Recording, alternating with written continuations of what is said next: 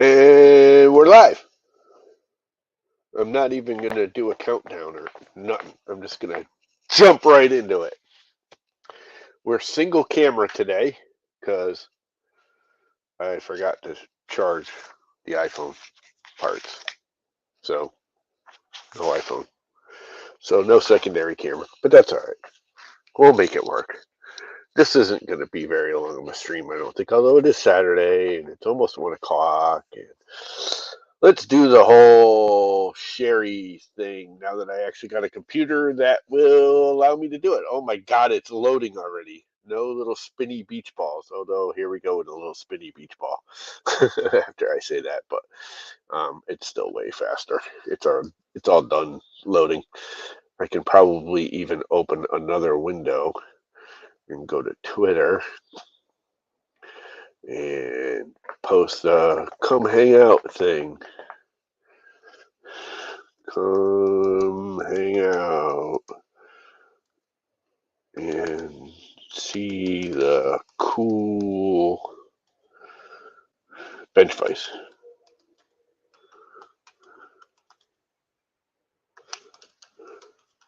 Another BS.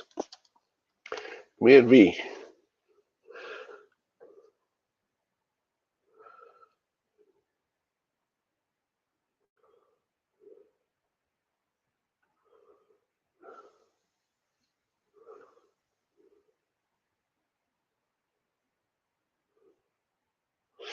And let's go to Facebook and do it again. Did I copy? Normally I just copy and paste.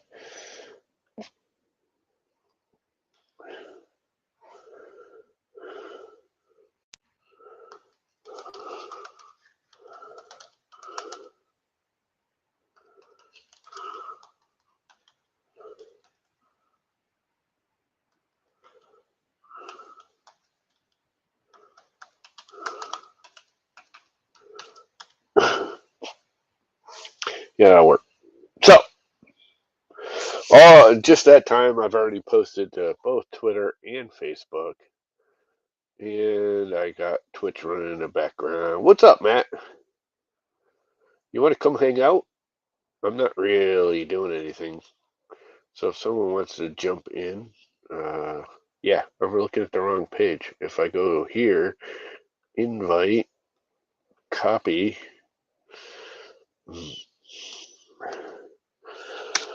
you can actually come hang out because I kind of want to test this and see if I can do multi-people streaming with this because my other computer was slow just streaming, but the minute it put multiple windows and multiple people were streaming with it, it just wouldn't accept it. I'm hooked. These are half my hooks. I gotta remember to go inside in about a half an hour and grab the rest of them. There's left and right side hooks. We'll get into those later. Those are for later. Those are for later. I still gotta think about those. What I'm gonna do, how I'm gonna do them. It's not what I'm gonna do with them, but how I'm gonna. I vacuumed up my little frickin' USB stick, memory stick. Luckily, I was cleaning out my vacuum and I saw it frickin' go flying through the air. Because I used the leaf blower to blow it out. And I got some new saw blades for that there bandsaw. Because I hit a nail, or my brother hit a nail. We hit a nail. We were working together. It's not his fault. Anyway, we hit a nail with the bandsaw blade. The thing is while I was waiting for these, I was goofing around figuring I'd sharpen it. Because I had these are wood slicer blades. These are really nice. They come from Highland Woodworking. They're really, really nice blades. But they're kind of pricey. They're not stupid expensive. They're right around $50 each. But they're really nice. They cut fast and they cut really clean they're very low tooth count. I think they're 3 alternating 3 per inch, 4 per inch, which gives you a better cut.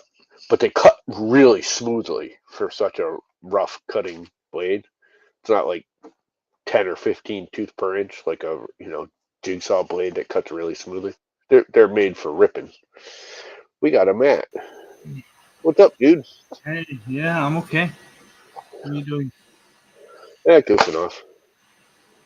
Yeah, Playing with my new computer. yeah, I'm playing with my new order. What is that? Oh, you're putting regular stuff instead of just lithophanes now? Yeah, because I can print this, right? Yep. Hang on. And it's commercial free for me. So I can use commercial, I can produce as many as I want from those. Sweet. And I already have an order for 10 of them. I filled one of them already today, and for Really? 10 more ordered today. Oh, what'd you do? Buy the license to sell it? I don't need to. Oh, who designed it? Don't need to. Who? Don't need to tell. I don't know. Seriously, it's you find it on Life. Thingiverse or anywhere else. No, printable. You find it, I would. Sergio. The and laptop is awesome, Sergio. it's royalty Come join free. us. Everything, you know. Yeah, I was already So aware of the spontaneous rag thing. I've always known about it. I've always believed it. I've never seen it. You know what I mean? I've always taken the precautions. I mean, it's been a known thing for 30, 40, 50, 100 years. I don't know. But the whole I've never seen it actually in practice. You always hear about people going, "Oh, my house burned down," and you see the after effects, but you never see a I've never seen a video like time lapse it like he did on that before, which was cool. Okay, so I need to move the camera a little bit, get some of this crap out of the way that's in the way. Oh, it's still cool. I'm plugged in. making food, so if I pop off for a second, don't mind me, please. I'm cleaning up and moving stuff around, and I had to rebuild my house vacuum because of dumbass me. You'll get Why? a kick out of this one. I have my old this vacuum. I got to show this because you guys will shit your pants. I'm old. No, really? I bought this vacuum from Sears when I was in college. I Wow. bought this. That had that in the Stone Age? This thing is from 1985. I bought this in 1885. 1985. Wow. Yeah, 1885. It still runs, and it's still like one of the best vacuums I've ever had. It's funny because I did the whole Kirby salesman thing for like 6 months, Yeah. and they all like when they try and pitch it to you, they're all like, "Oh, it's the best vacuum in the world. Go get," and they have you do all these like vacuum tests. This thing smoked the Kirby, like freaking smoked it in everything. Better vacuum, better everything. But anyway, the other day, my mother took off, and I changed the filter bag in it, Yeah. and I forgot to put a new one in it. And my mother took off with my brother, so I had time to like clean the house without her around, freaking driving me nuts. So I started vacuuming, and it started making noises. I was like, "Oh no, it finally died." I looked inside and never put the vacuum bag in, so all the crap went into the motor. So I actually cleaned it out, and it's Ah, working again. I cleaned it out; it's working fine again. cool. So that's why it's out here. But that thing's ancient. It's from the 80s. Yeah. If it And works, it it still works. works. I mean, it's still my I have main house vacuum. I have a Game Boy from the 80s. I still have, I got to go up in the attic. I think it's still up there. I still think I have my original Walkman. Like the Oh, yeah, yeah. original Walkman. That's some money worth. I mean, some of them can be Yeah, up to like 400-500 quid. I got to go up in my attic because I think I have a couple of like really old Macintosh computers up there, and I've been up in the attic in like 15 years probably. Atari 60. No, Atari 60. I might have an Atari 2600 up there. We had a couple of them. A couple of Nintendos. What else did I have that I put up? Yeah, A Nintendos Sega. are not The that Sega much Dream worth. System might be up there. No, the Sega Dream is crap. What's Nobody up, would buy it. Kitfire? What's up, Digital Dragon? What's up, Chewy? Hey, hey, Chewy. How are you guys doing? It is Saturday, and we're just hanging out. Hey, If anyone Chewy. else wants to join in, there's the link. You can come hang Uh, out. We're just goofing off. I'm going to try and assemble my vise and here I'm in a minute. cooking. Oh yeah, Commodore 64. That's what I wanted to say. These things came out wicked. I was going to sand them, and I kind of like the super rustic look of them. These are going to be the handles for my. Nice. That looks They're just really nice. scrap wood I laminated together. It's basically like fancy plywood. I made it all scraps, and these are the handles that are going to run my vise. And I was going to sand them all and make them all perfect. I mean, I sanded a little bit, but I kind of like the rough and rustic look of it. So yesterday I just shot them with a couple of coats of poly. They're not straight. They kind of, I think the rods Wobble. are in a little crooked, so they wobble a little bit, but who gives a crap? So I got the vise set up here, which I know most of you guys are 3D printing friends of mine and don't really give a crap about the woodworking, but is that pointing at the vise? Sort of. Not really. Do I have enough cable on the computer? Ah, my baby's watching me. There we go. You can sort of see what's going on there. Let's untighten the cable so it's not so tight. So I've built this. I've been working on this forever. Okay. I'm building a Moxon vise. If you don't know what a Moxon vise is, it's a dual wheel vise. Any dual handle, dual wheel vise where you can actually pitch the vise by tightening one or the other, so you can grab like not necessarily flat items, like the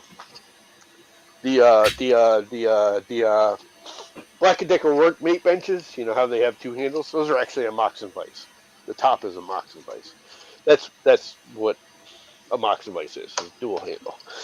Anyway, I mounted this to the end of the bench, and I built this whole big, massive monstrosity out of scrap oak. It's all seamed together. It's little pieces I cut that were all rotten. And it's all seamed up and blah, blah, blah. So now I gotta remember which side's up. The problem is I wasn't really, I just kind of did it spur of the moment, and I wasn't really careful about drilling, and I don't think I got everything set correctly. So it's been pinching on this wheel, and I think I can fix it, but it's pretty much ready. Oops, I need the washers.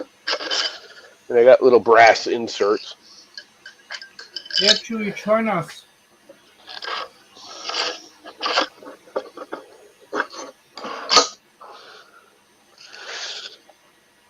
You had a Commodore 16 or Commodore 64? Commodore 64. Yeah. I don't think No, there my was a wife. Commodore 16, was there? My wife said she had a Commodore 16. I think it's a typo.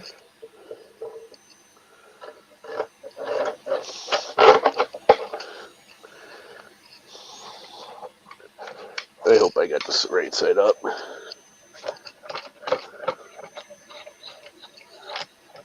That looks nice. Yeah, the problem is I didn't give it enough playroom, so it's already binding, and it's not even that far of an angle. The whole point is you can trap something at an angle in here, Yeah. and you basically give it a little wobble, which you can see if you watch it wheel in, but these should spin a little freer than You they know, are. why not get one of those truck handles? What you put on the steering wheel and put it on the little knob, you know? Yeah, I was thinking about it. I won't buy them. I'll make it. That's the whole Yeah, point of make this them. thing is I'm making it Yeah. all out of scrap woods. Because that one still wheels in good. This one's kind of binding. Although once I get the brass insert in there, I haven't glued the brass insert in yet. But yeah, that's it. The only thing the only thing I'm waiting on now is I got to line it with cork.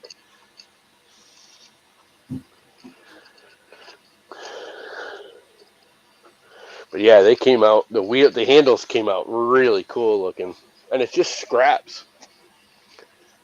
I don't know if you can actually see them.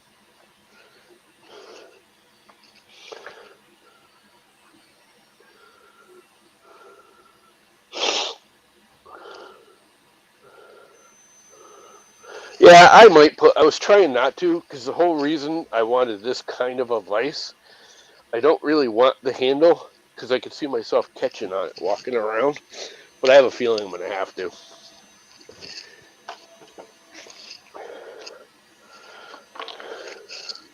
I didn't really want the knob because you catch on it. But yeah, it came out pretty decent. Hopefully it'll work.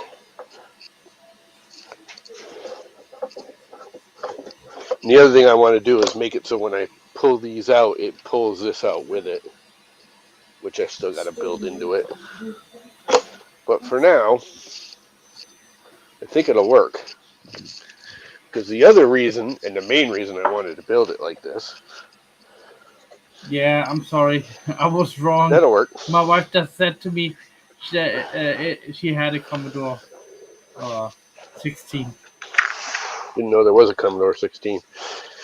Because the other thing I'm going to do is drill a hole in this 3/4 inch hole and a set of dog holes down here so I can clamp a board and work on it, not have it slide around. And I had to sand and refinish this, so it's kind of funny. I don't know if you can see the line right here.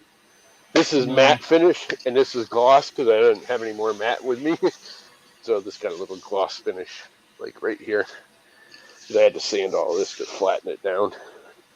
Well, but it should work. If you want to have it the same cloth finish, just take some sandpaper, put some sandpaper over it, and then gloss it. You know what? It'll be matte in no time flat. I will beat the ever-living snots out of this thing. I always do, which is why I bought this pink thing. I bought this today. Just to help protect it.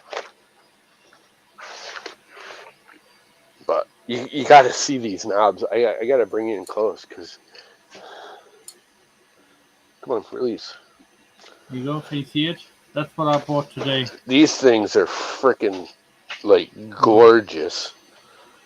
I don't know if the camera's picking those up. These things just came out really nice, and they're. Again, I was gonna like sand all this and get rid of all the grooves, but I kind of like the whole antique-y, rustic-y look of it, where it's an old oak bench with them. I think they came out perfect for my use case. I think they're awesome. All I got to do now is cork line it. I just ordered some cork off of Amazon. It was actually cheaper to get it off of Amazon, quite a bit cheaper. I'm just getting flooring tiles. The problem is everywhere you got to get flooring tiles, you got to buy like a whole box of them. And I can get, I think, 4 1-foot squares, self-adhesive squares off of Amazon. It was like $8 for cork. Like I don't even want. Everyone's like, oh, you don't want good cork anyways. You kind of want crappy cork because you don't want it perfectly smooth, so it's got traction. Yeah, but then you just add more, the whole removable or the handle.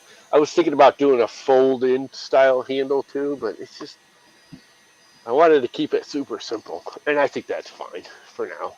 I may put the handles on it later.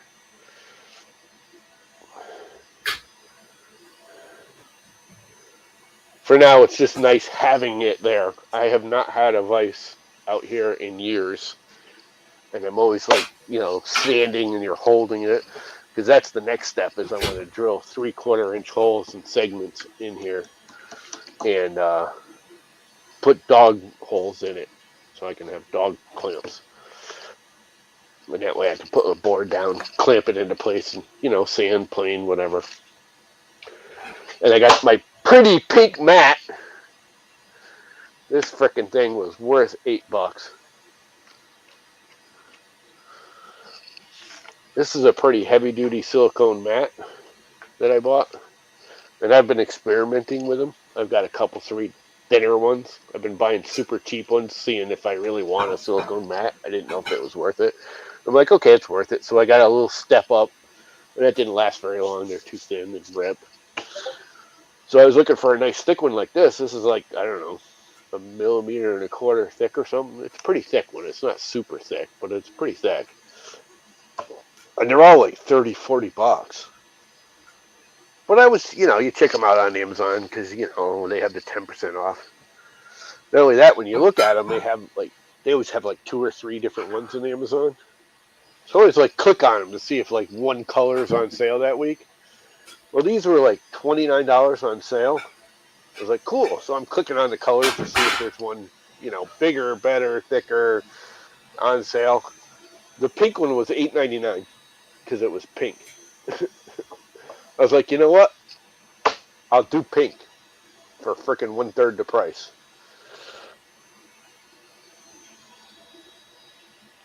Yeah, that's what this is. 3 foot by 2 foot, I think, or thereabouts. Where did my little tape measure go? Where is my little tape measure? Over here. I like my little tape measure.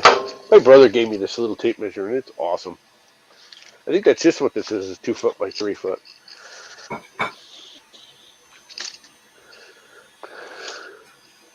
Hook on there, baby. 32. 24 by 32. Which is perfect for this. It's like the perfect bench size for my bench. Yeah, I can't order from AliExpress. My You're credit cards banned. will not. No, my credit cards won't do AliExpress anymore. None of them will. The bank my credit cards are through refuse to allow AliExpress to go through because they've done so many bad sales. All right, guys. I gotta head Ali off didn't do. after now. I haven't looked. They never used to do PayPal. I think they do now, don't they? But I'm not big on AliExpress. Lama, I see Yeah, you tonight yeah. on Jerry's show. Later, man.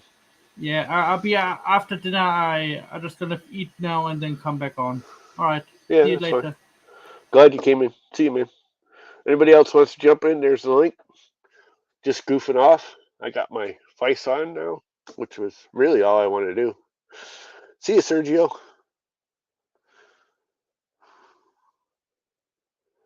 Birthday! Happy birthday! Printer parts galore. Yeah, really, the camera doesn't do these wheels justice. They are just really, really pretty looking. And it works. It's not really great, but once I put cork on it, it'll be fine.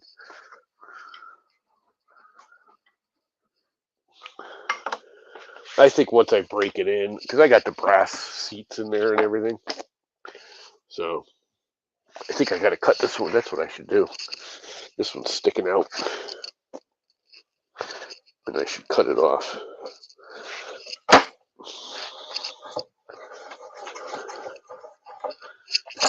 See, it should be able to go like this one. I can just wheel it around. It's a lot easier.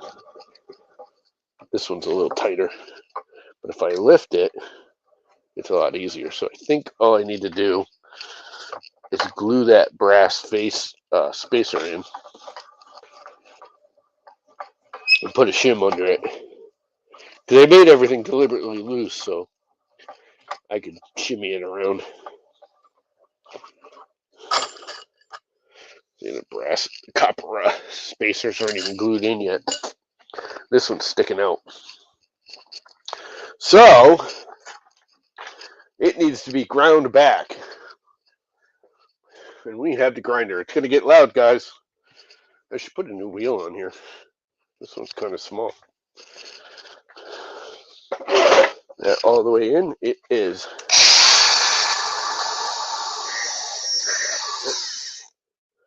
Not glued in enough because it's just spinning.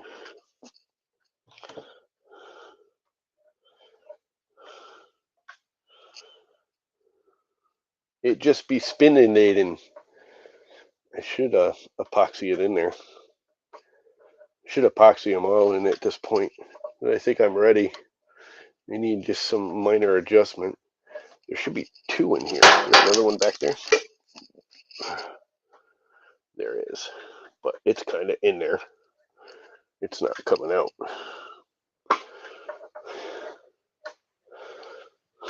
There's two in here and then one in here, and I think I'm going to put two in each of these. And all it is a piece of frickin'. They charge extra, but it's just a piece of frickin' copper pipe, like regular frickin' copper pipe. They charge like $3 a piece for these little spacers because it is a little thicker sidewall, and they're specific to the threaded rod size. So there's that.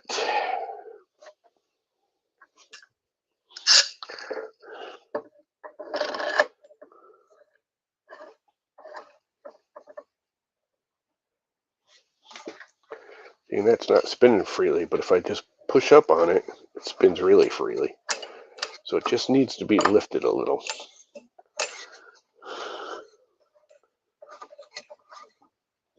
It's binding on the nut. That's the other thing. Oops, I got the other spacer out. Well, that's good. Let's see if I can put that one in first.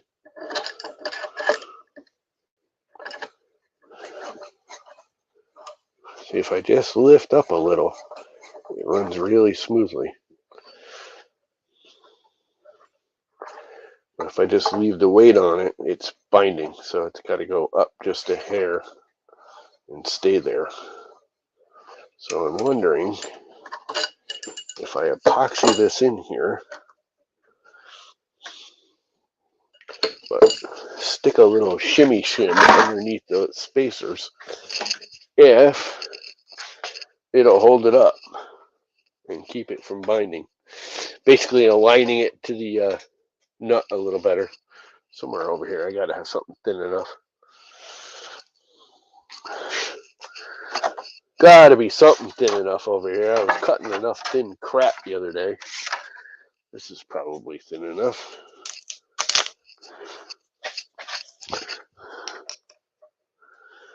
And no, I have no idea what's going on in chat because the computer's way the hell over there.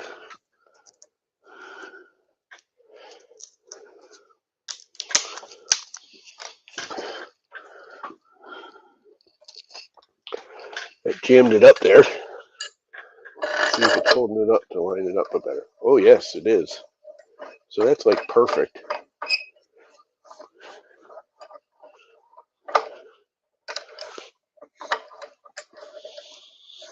All I did was put a little bit of a shim underneath the copper pipe. So if I can't get it out, and I gotta grind it off. I wonder if it'll just spin or if I can grind it now. Find out.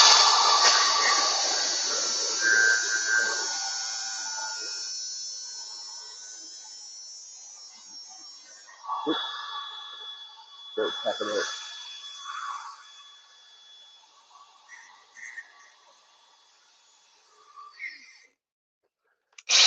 Danger, danger.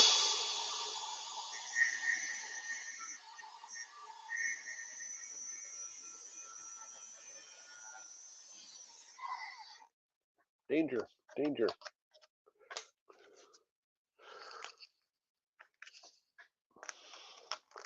Not sticking my finger in there. See the smoke? Because it's hot. I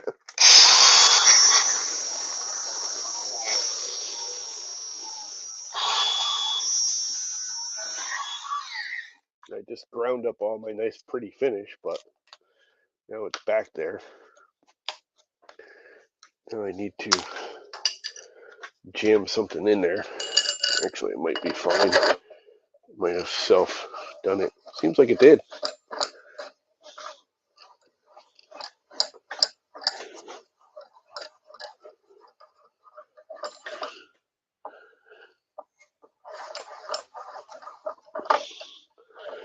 probably shim it up even more.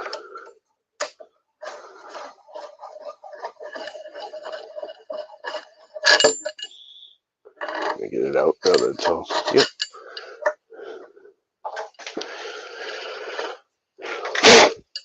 So, if I take this and I put it under there, and I take that and I jam it in there, and I give it a whack with a hammer, that should pin it up there where I need it. I'll use the really old dead blow hammer. This is a very old dead blow hammer.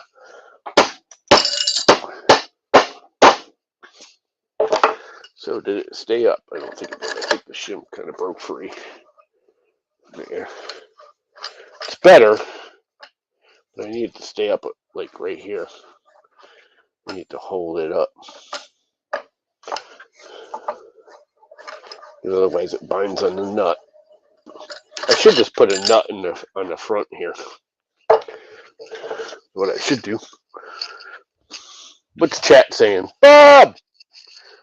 What is up, Bob?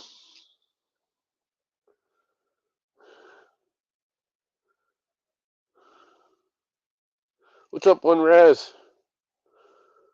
Yeah, I was thinking about a nail. I'm trying not to do anything permanent yet. I have some shim material around here somewhere too that I could probably slide in there. I don't want to do anything that I can't undo easily. Because the other problem with a nail, just putting a nail under there, is it might actually like kink the pipe, which would be tragedy. Because these are actually a little bit too big, so maybe it wouldn't be a tragedy. They should be a little bit tighter on here.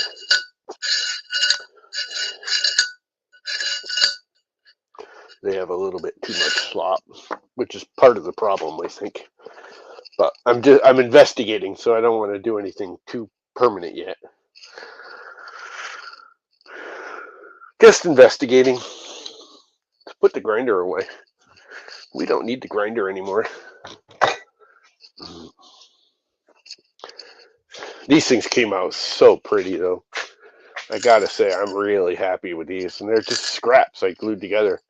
And they were all like laminated in different directions and everything. So it's kind of like plywood, but they're all different scraps of like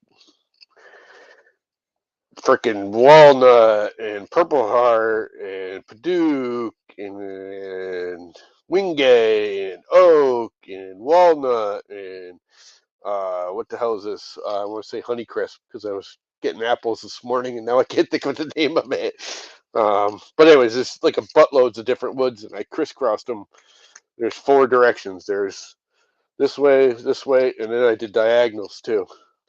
And then ran it on the CNC to cut it out and made spacers, and it's all very cool. It's all very, very cool. The only thing I'm lacking now is some cork for the face. And where does this one go? Oh, this goes in the actual unit, which I haven't glued in there yet either. Yeah, I have some number 4s. I think I will try the nail. The more I think about that, I think that's a good idea. Where are my number 4s? I got 4 finished nails. They should lift it up just about perfectly. Let's use a little tack hammer to do it. Tack hammer. You know what? If I turn the computer, I'll sort of be able to see what's going on the computer.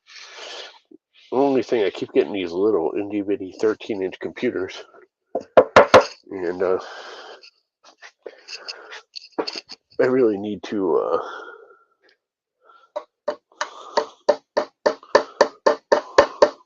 yeah, that's too much.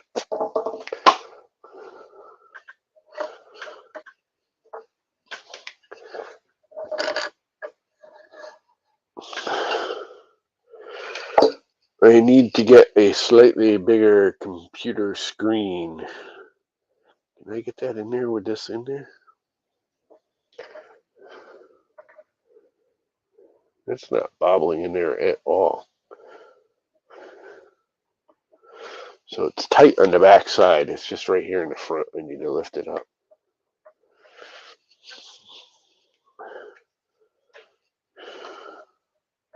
It's no longer than it is.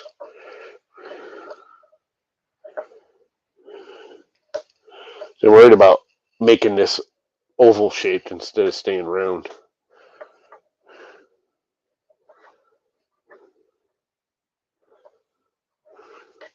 which would not be good.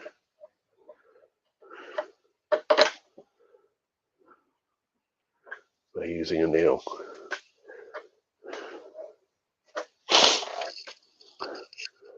This is why I was trying to think of something soft, like a scrap piece of oak.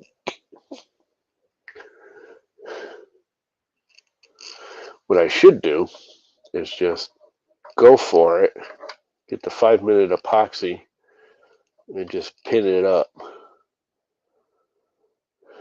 and it would be done.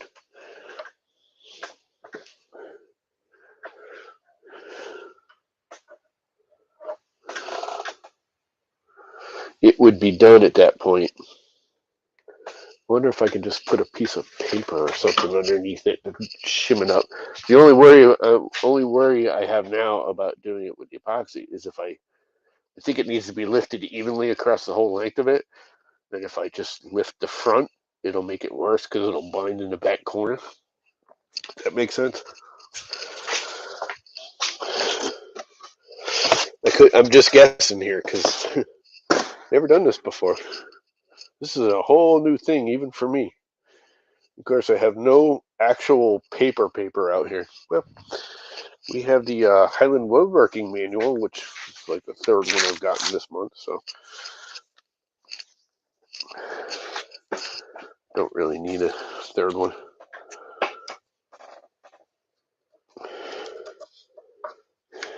More. Let's double it up. Let's double it up. Double that juicy fruit. I think that'll do it. That feels nice and tight.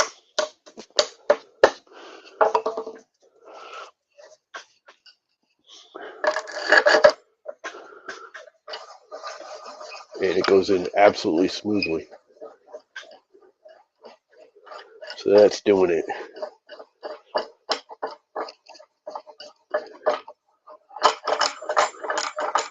Almost. I can almost go more even.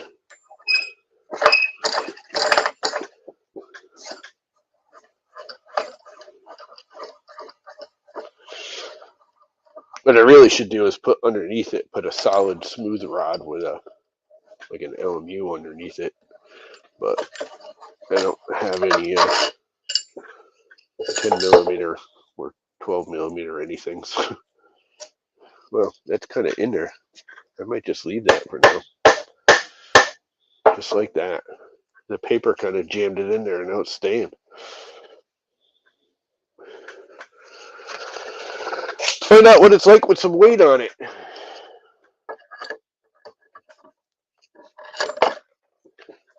Oh yeah, that's much better. I have a feeling I got this thing upside down.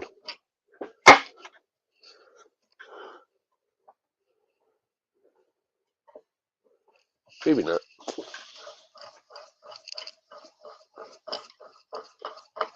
Yeah, I think I'm going to have to put spinny handles on it. Really didn't want to because I kind of like the look of these. Don't really like the look of the spinny handles on them. But you know what? It's not really about the look, it's about the use. But so this one's nice and smooth.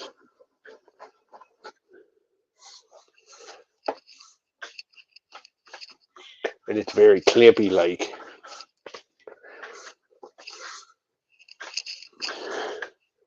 I think I just drilled this one off originally.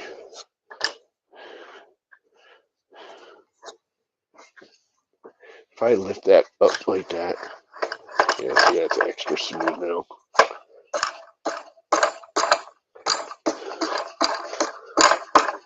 So I think what I got to do next is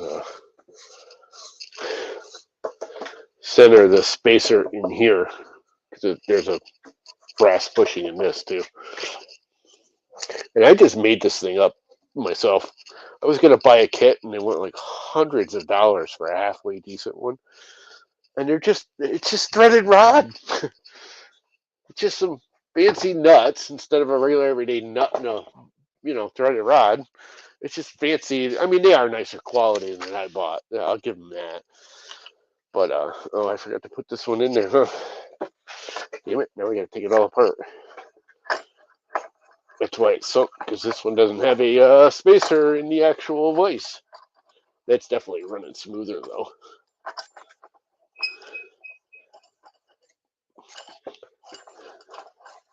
I'm gonna wear my finger out.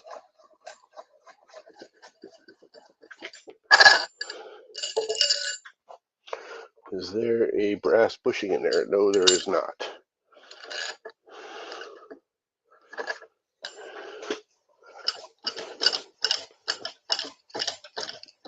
Now it's binding.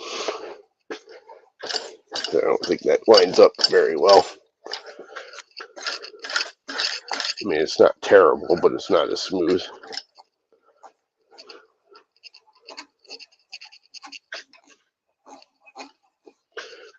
Up or down.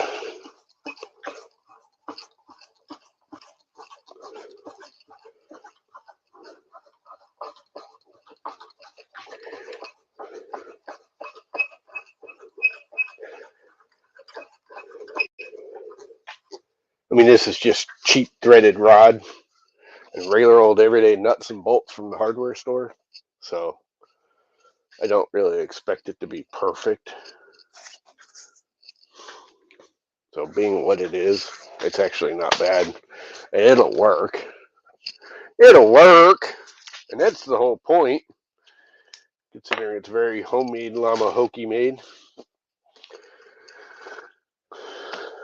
It's very hokadoka llama made. Hokadoke. Fix it until it's properly broken. I don't know, if nothing else, it looks cool. It looks cool on the end of my bench, man. That matters more than anything else. Right. It's 50% of all the work is just to make it look cool. Put the nails back away.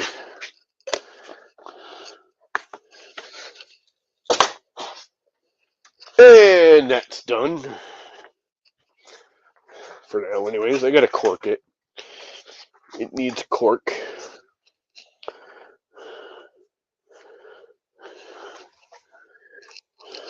But yeah, that'll work just fine. And it looks good. It'll look good doing it. So there's that. So what are you guys up to on this wonderful Saturday?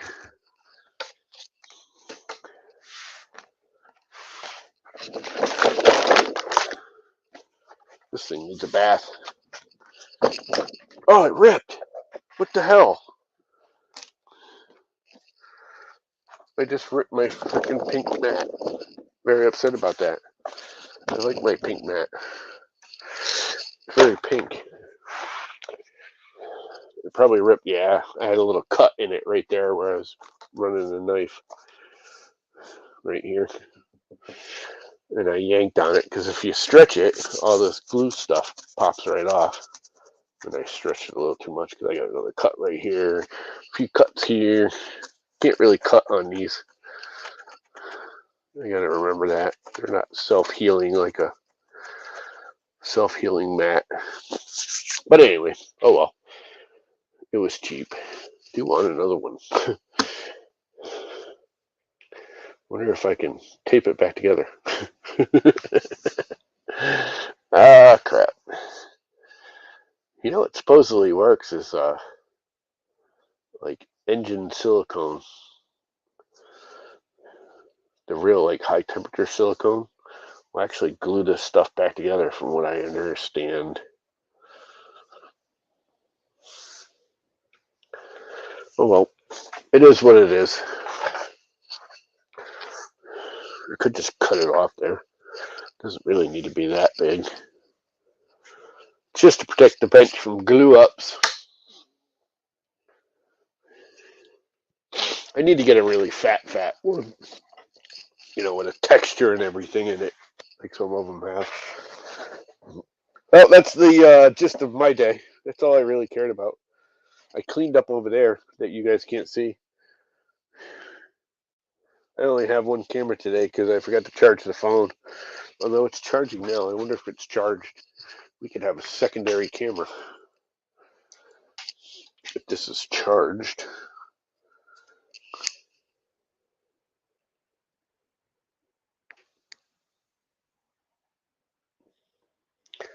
Maybe this headset won't work while it's charging, because that's what I needed was the headset.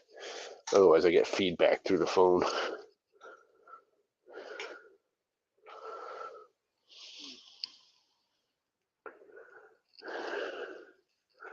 I wonder if it'll turn on without the charger plugged in.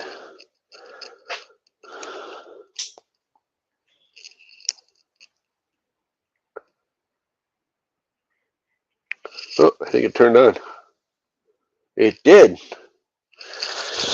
I wonder if I can plug it back in now and charge it. You guys probably can't see what I'm doing over here. Will this thing stay on with the charger plugged in? Seems to be. Let's see. Oh, nope, it shut off the minute I plugged the charger back in. It's only been charging for a little bit, so it ain't gonna have enough charge to last for very long. So it'll have to wait. Filter mask for sanding. This is a halfway decent mask. I just got these a little while ago. The only problem with them is the way they're shaped. You look, it like pulls it down. See how it's like arced? I mean, that's in its natural setting. When you put it behind your back, it should be up like this, so it pulls it up. It like pulls it down on the front of my nose, and it like cuts off my breathing on my nose. To breathe inside of it, I was really surprised. This thing, it's got like carbon filters and all kinds of stuff in here. It's actually a pretty nice mask. It's actually really easy to breathe in here, which I find really unusual because most masks, even like surgical masks, I put them on, I have a hard time breathing. It's like I have labored breathing in a mask. I mean, I can do it. It's not that big a deal, but it's noticeable. And this I have no problems with. I can wear that, and it's comfortable on the face, but it keeps riding down my nose, and it literally like pulls on the top of my nose and closes my nose off. It doesn't like pinch in on the side. It pulls down, and it closes my nose off, so I can't breathe through my nose anymore. Which kind of bites, but that's life.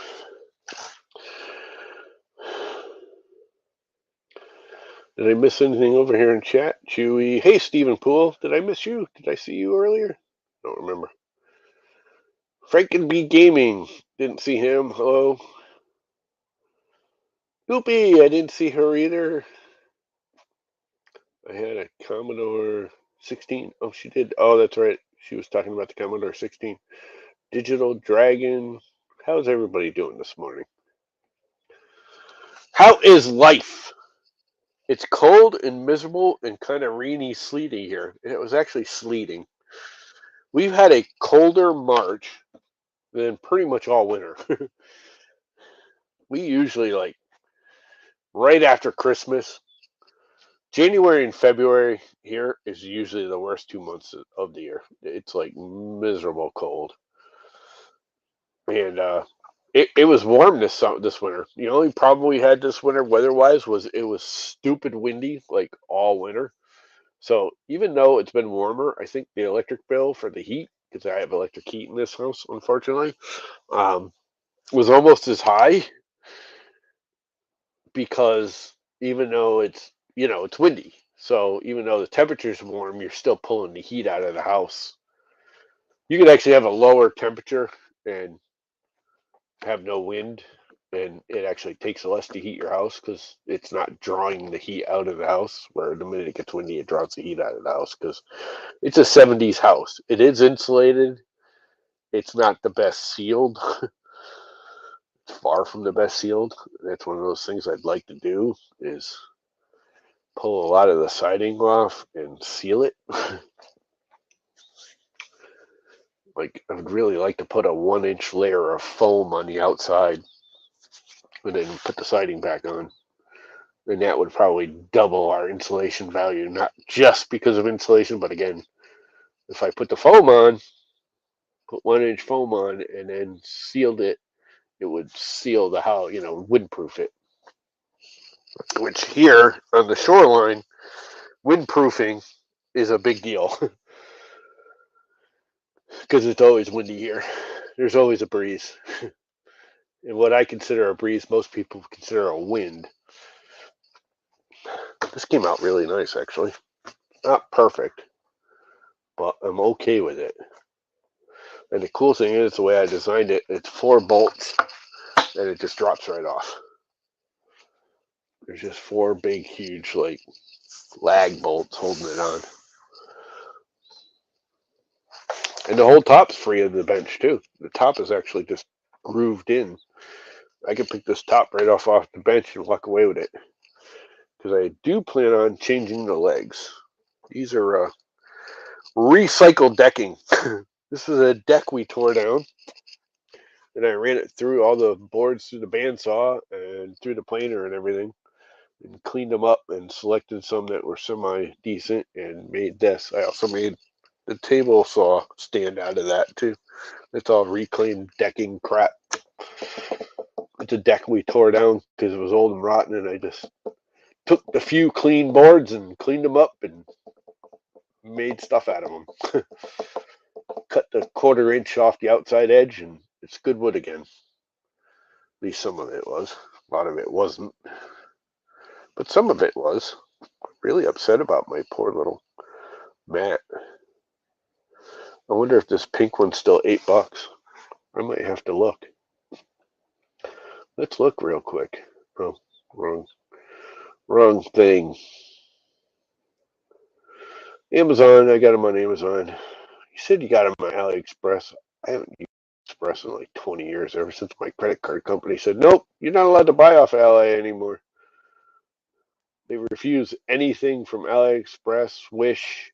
I can't order through Wish on my credit cards. They just block them. They're like, there's been too many returns, too many complaints, too many this, that, and the other thing. We just don't allow it. If you want to do it, go through another financial system like PayPal. But back then, AliExpress wouldn't take PayPal. Matte silicone. Let's go into my orders. Let's see if there's any others too. Matte.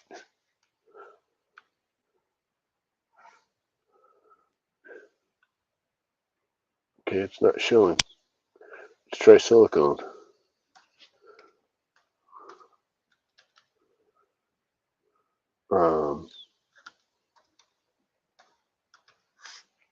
Helps if I spell it right. There we go. Oversized silicone mat. $19 now. I got this one for $8. $9. It's $8.99. Click some other colors and see what comes up. $14 for a gray one. Oh, but it's a smaller one. Wait a minute, isn't that what I ordered? What 90?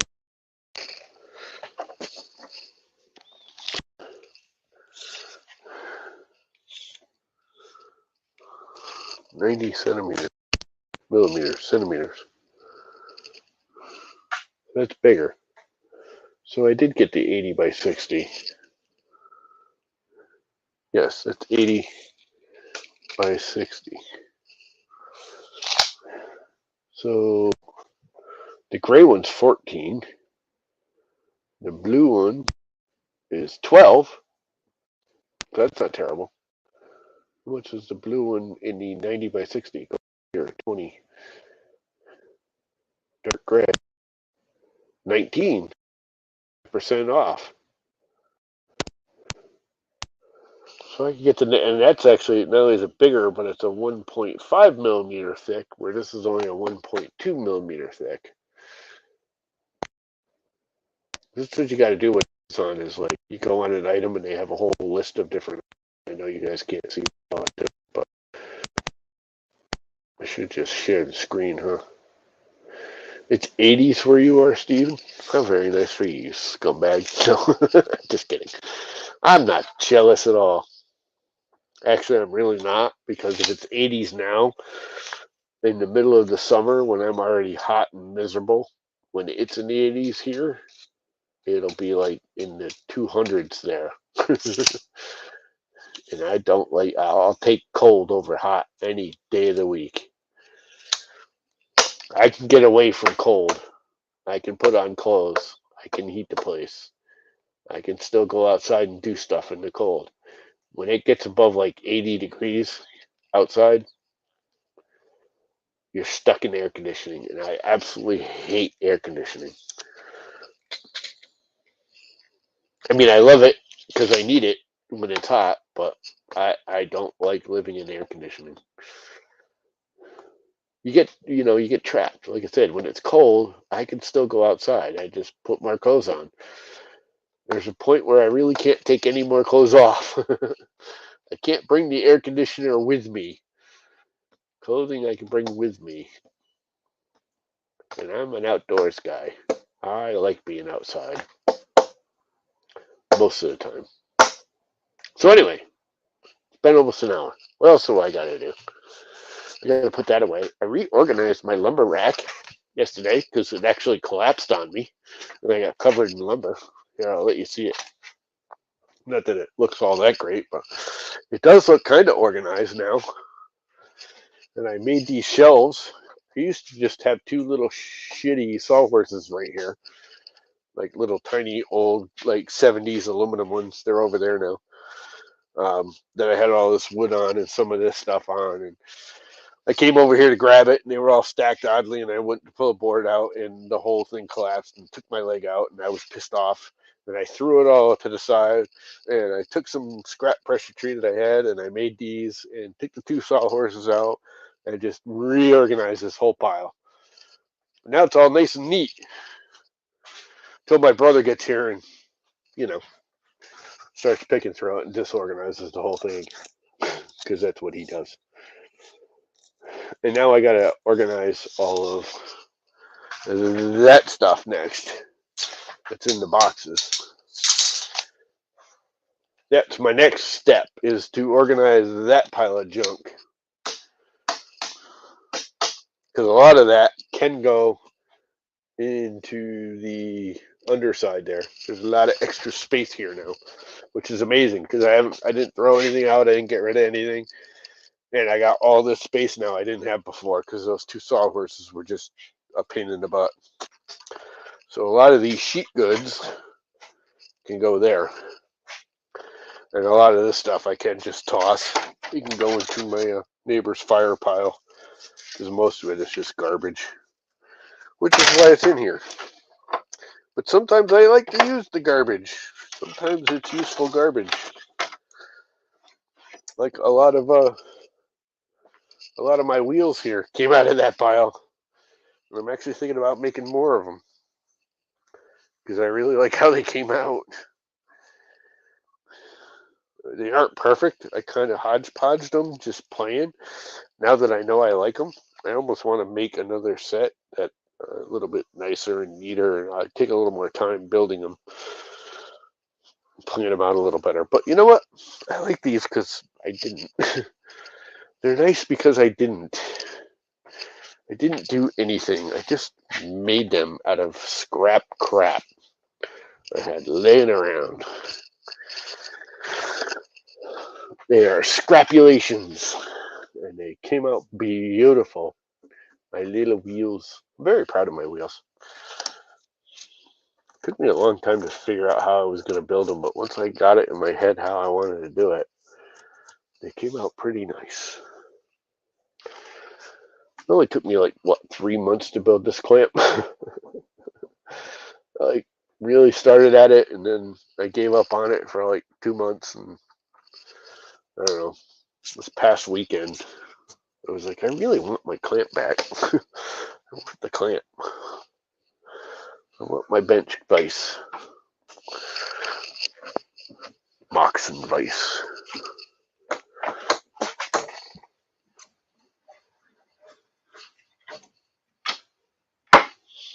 It's got enough of a pitch too. Then it should be alright.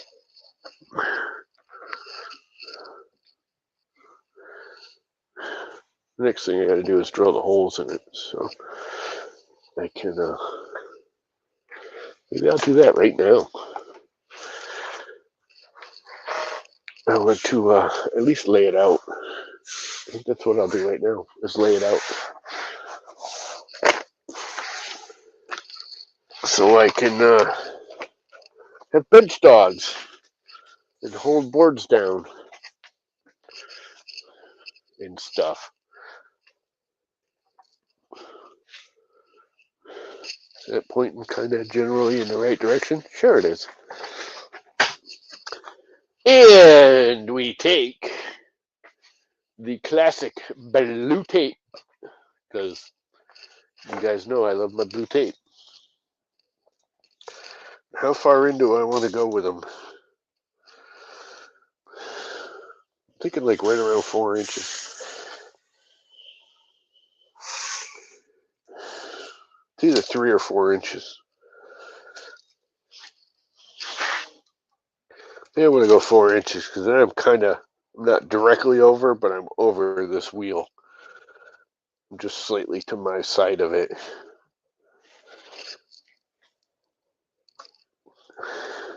3 is right here. Yeah, I think I want to go 4. So, right at 4 inches, which was one of these dead center with this one. 1, 2, 3, 4, 5. Number 5 in, right? Yep. So if I go around that one, I can perk it all up without screwing up my polyurethane finish, which is a good thing. And I don't have my bigger square out here. I want my bigger adjustable squarey square. I don't think this is big enough. It's only a 6-inch. I really need like a 10-inch, but I guess I can make that work.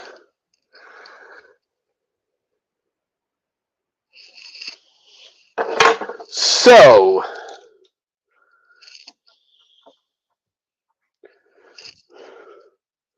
let's get some pencilation. I really want a colored pencilation.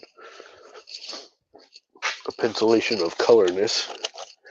So let's get out a colored piece of lead and put it in the pencilation, and I think this pinky purple will show up the best on the blue tape. I used to have yellow and white, but I think I used it all up.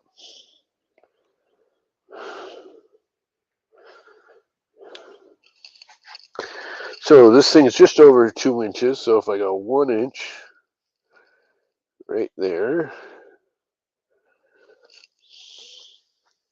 now I don't really need anything super small. So I think I'm going to jump right to 8 inches. Anything smaller than that, I don't think I'll be clamping in there. Right? Would I? Yeah. I can always add more.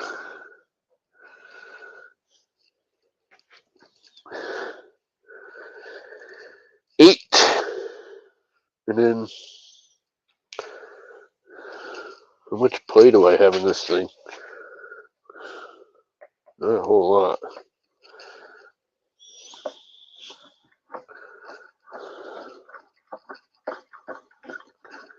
I don't want to put a whole bunch of holes in my bench either.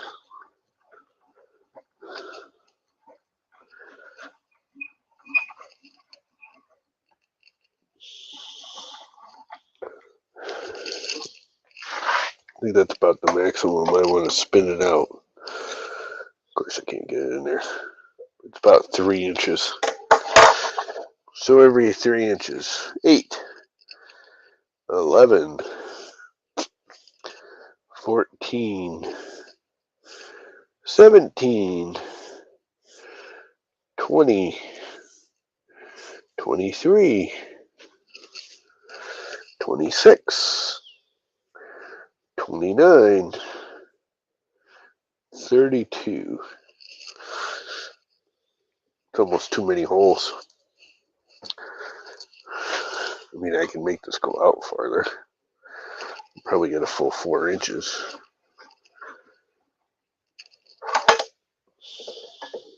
Yeah. Then I would be at 12, 16, 20, 24, 28, and 32.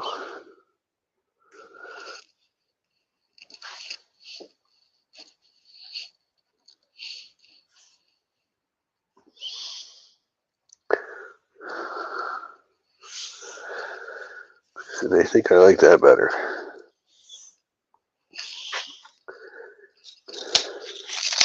Thanks. I like that better. 4 inches. Oh, I went beyond my 4 inches. That's all right. Right here. Right here.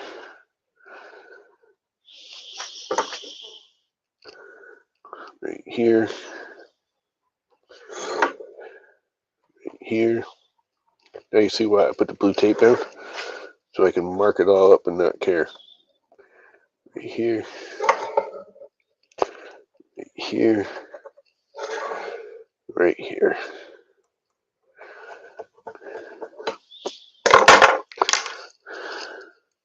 I think that will do just nicely. Now, need to figure out how big of a hole I want. Most most thingies.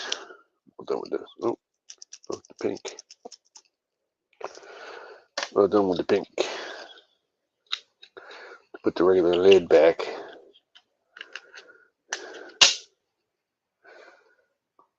Because the pink kind of sucks. I was hoping those colors would be nice, but they're too waxy. They're not hard enough. I mean, they work, don't get me wrong. That's why I use them. They're easier to see than the regular pencil sometimes. They're not like the good Carpenter's white wax pencils. But they're definitely better than a regular pencil because I'm going over it with a regular pencil and I can't even see it. It's a waste of time. That would be a waste of time. Garbage.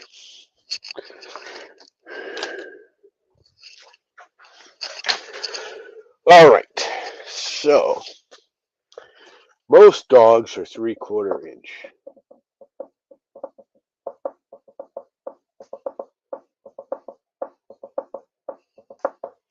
Do I want to drill a 3/4 inch hole in my bench?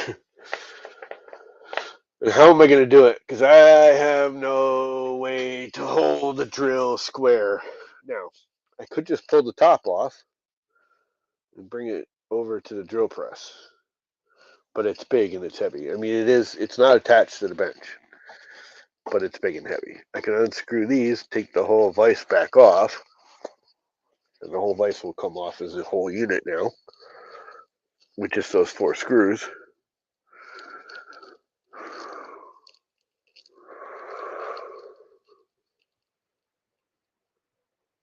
But it's big and heavy. And trying to hold it to the drill press will be obnoxious. Rather obnoxious. It's doable, but it would be obnoxious. It would be super duper obnoxious. Like super duper obnoxious. Have I said it would be obnoxious enough yet? My neck hurts. I slept wrong last night and my neck's bothering me. It's starting to bother me even more now.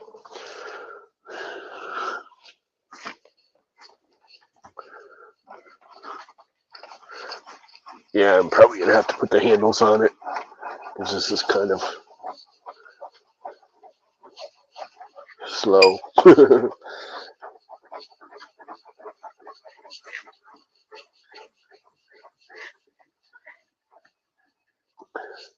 Not that I mean, once I get everything set, I won't be pushing it in and out all that much.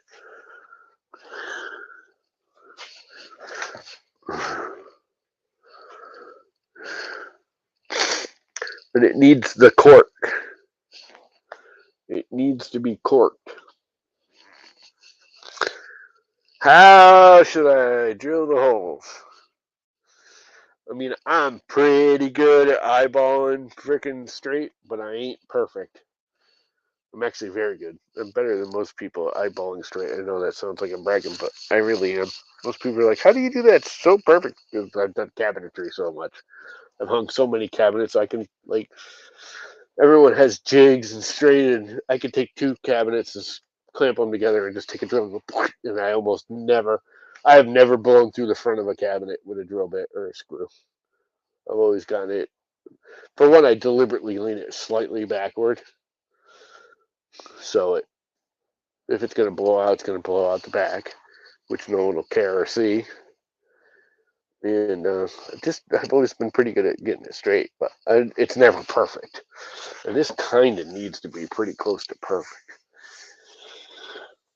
I could make a little drill pressy, like jiggy thing, like those things that, have two little rods and they slide up and down on springies and LMUs. And what's up, Liz? How is life with the Pez Liz? I still want to make a Pez Liz Pez head.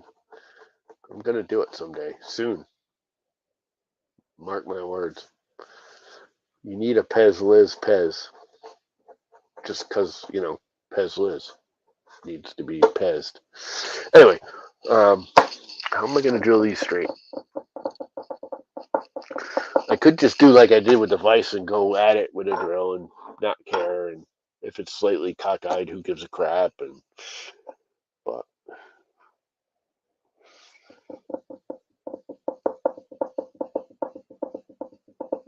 what I got to do is get Fotis or Wexter to do your head.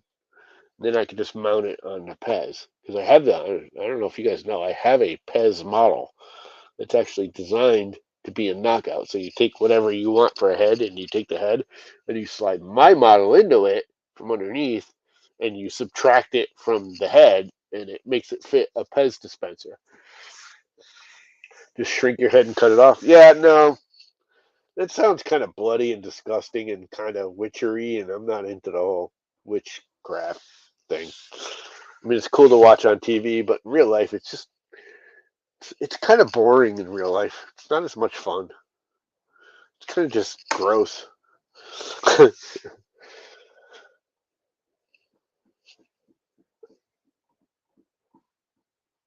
Don't want to just chop someone's head off. It's just no fun. And then you can only make one. It's much better if we can have a whole bunch of them. Kind of have a army of Pez heads. That's so sad. Oh my god, that's so funny. Anyway, on that note, I have to drill holes. And I really should get a new drill bit too, because I don't think that my 3/4 is any good anymore. I think my 3/4 over here is a piece of crap, as a matter of fact. This whole set's kind of a cheapo set. I don't think I have anything else 3/4. Where's the 3/4? It's this one. It's all abused, because that was the most used one. It's not even that sharp. Like, it's not even like grabbing my finger. At least that one's grabbing my finger. That's a 1 1/8. This is a 7/8 actually. This is a 3/4, ain't it? Oh, this one says 7/8. This one says 1 inch. I think I got these all out of order.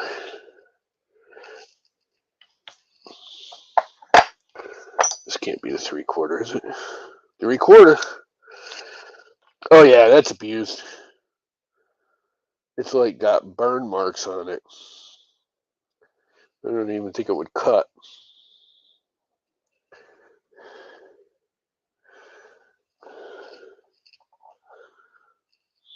I wonder how much a new one of these things would cost. Yeah, that thing's not even sharp anymore. The actual spinny blades are, though. The actual cutters. The only thing that aren't are the edges. They're all burned. We might have to take out a scrap piece of oak and do some testing. I think that's what we're going to do right now. Is testing. See how clean of a cut I can get.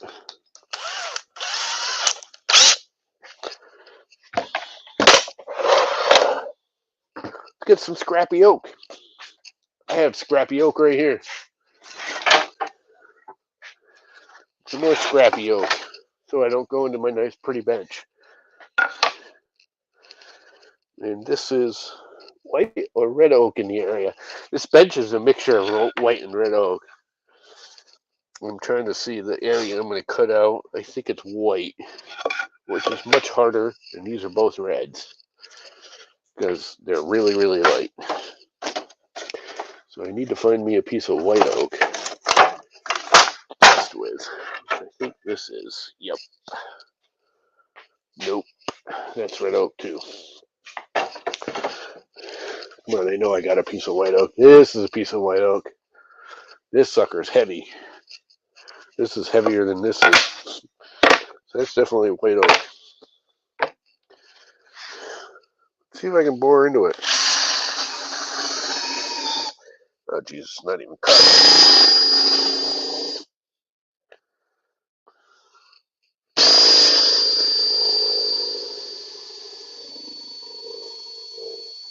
It's already smoking. Yeah, that puppy's kind of shot.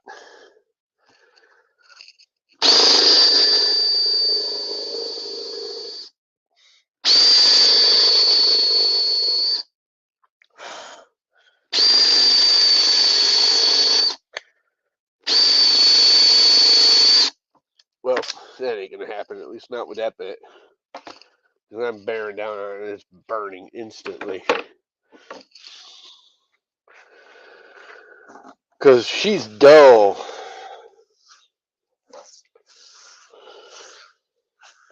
She's beyond dull. She's very, very dull. Very, very burnt. I should just throw it in the frickin' garbage. Oh my god, that's like screaming hot already, and it barely even started cutting. Although it's actually cutting pretty cleanly. Burning it while it's doing it, but can't put that on, it's too hot. It's gonna melt the plastic. It's like hot up here.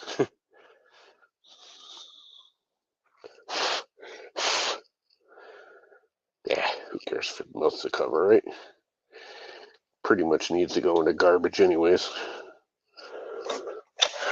Matter of fact, it's right on it, bad, burnt. Because then I'll still use it if it's something I don't care about. Burnt, burnt.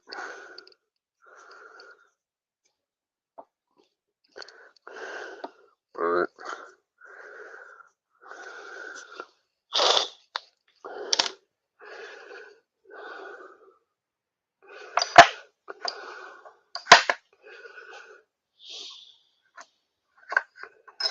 Something's screwed up in the order of these things. 1/4 inch, that one's right. Is this a 3/8?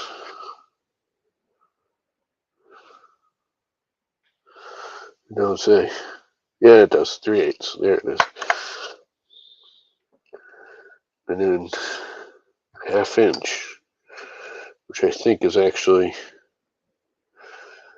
in the drill press, which I should take out right now.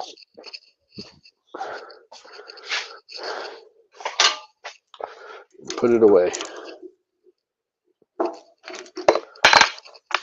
The 1/2 inch is actually like brand new. I don't think it ever got used until the other day when I used it. What it doesn't have is protective cover, because I'm a dumbass and lost it.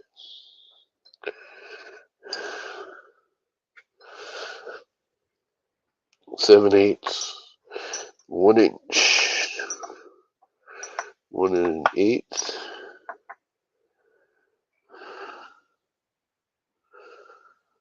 This is 1 inch too. I guess I got two 1 inchers. Oh, there's my 1 1/8.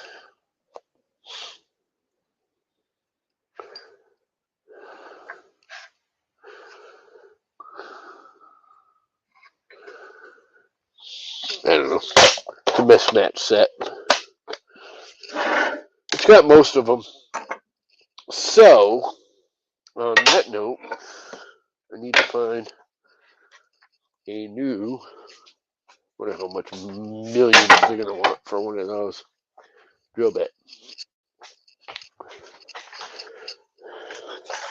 I really would like to use a Forstner bit, because it's going to give me the cleanest sides. Let's see how much a Forstner bit is. Let's share my screen. You can see what's going on. Oh, it's going to want access. I never gave it access. Share.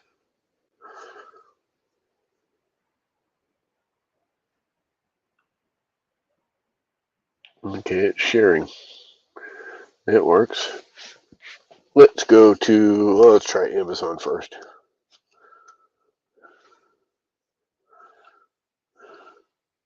Amazon. I don't think I've ever signed into Amazon on here. Nope.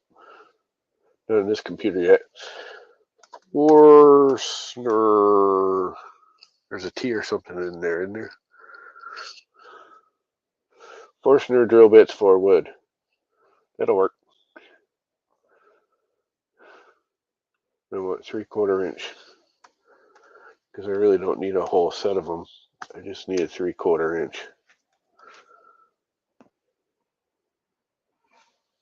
And it's bugging out on me.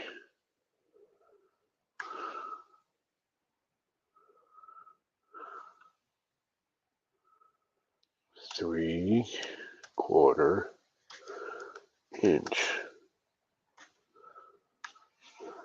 And it keeps just going back to the other one. I don't know why.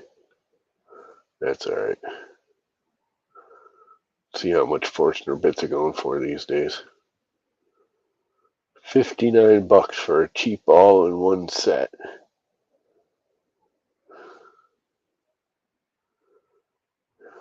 $26 with a $4 off coupon, which is about what this set is. It's a cheap set that I have now. Oh, the sidewall cutters. It's a tooth sidewall cutter, so it's not the cleanest, but it's not the dirtiest. Then it goes 1 and up, which I don't want. I want smaller. I need a 3/4. Why won't it let me put 3/4 in? I just want a 3/4. 3/4. See if it'll let me do just that.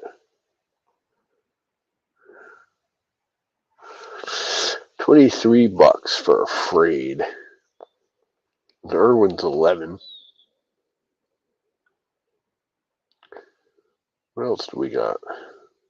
Another frayed for 11.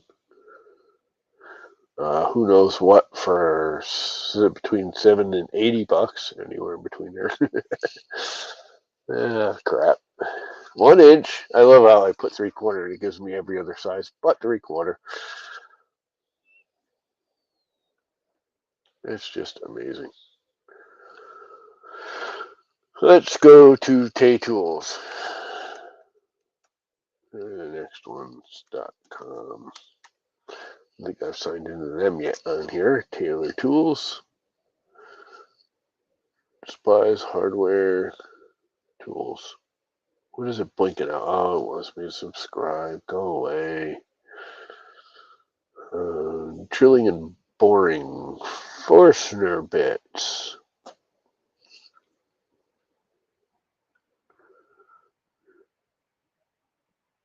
You done loading? CMT Forstner bit, 3/8 on sale. Here's the problem. They want you to buy a whole kit. I don't really want a whole kit. I just want the 3/4.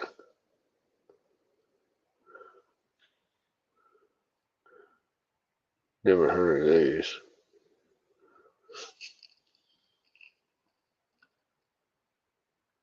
I want a 3/4 inch. $22. Those look all fancy. That looks all fancy. 19mm 3/4 inch.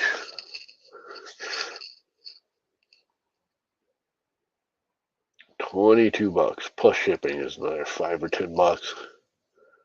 I really like the CMT, but do they have anything besides the 3/8? I don't want a 3/8. These bits feature high performance staggered tooth.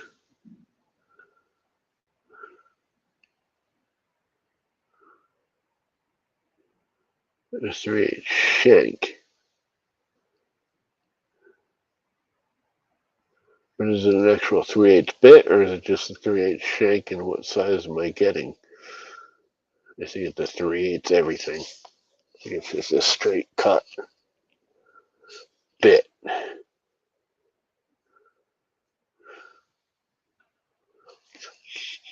I wonder how much a CMT Forstner bit is. I like CMT. I use their blades. I've been using their blades for years. They got popular on YouTube now, all the woodworkers. But I've been using CMT blades forever, and they're really reasonable now. $28.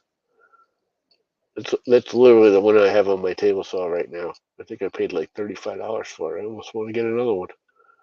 $28 on sale. Yeah, normally 47.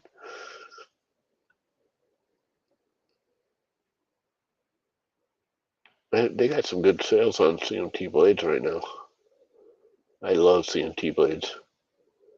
They are a good. I will take a CMT over like a Frayed or a DeWalt or a other bits. Boring bits. Boring bits. I actually just want drill bits.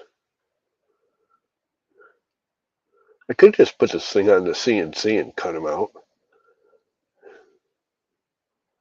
I can set this up on the CNC barely, but it fits.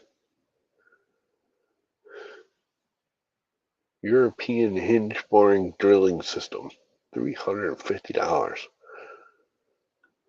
Those are so worth it in the long run if you do a lot of cabinetry. I used to have something like that, a lot cheaper. It was all plasticky, but it did the same idea. It did the hinges. It was very plasticky. It was plasticky. Okay. Stop screen share. I gotta think about that one. So now I got some tape on my bench that has all the marks on it and no way to drill it. I probably have a 3/8 corkscrew bit. I mean a 3/4 corkscrew bit. Worm drive. Matter of fact, I'm almost positive I do. But that will frickin' rip through this oak like nothing ever before. And I want a cleaner cut.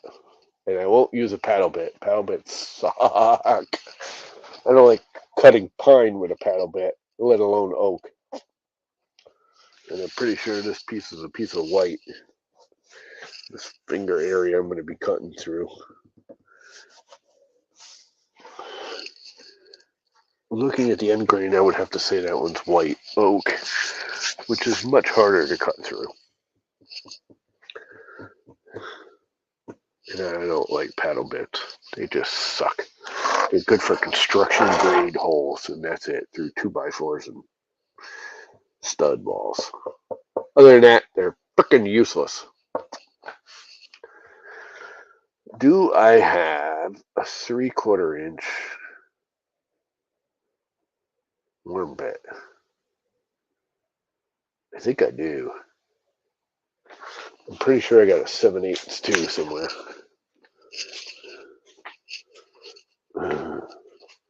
How big is this one?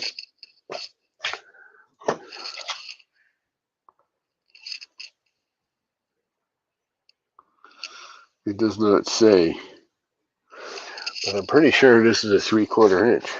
If not, this one is.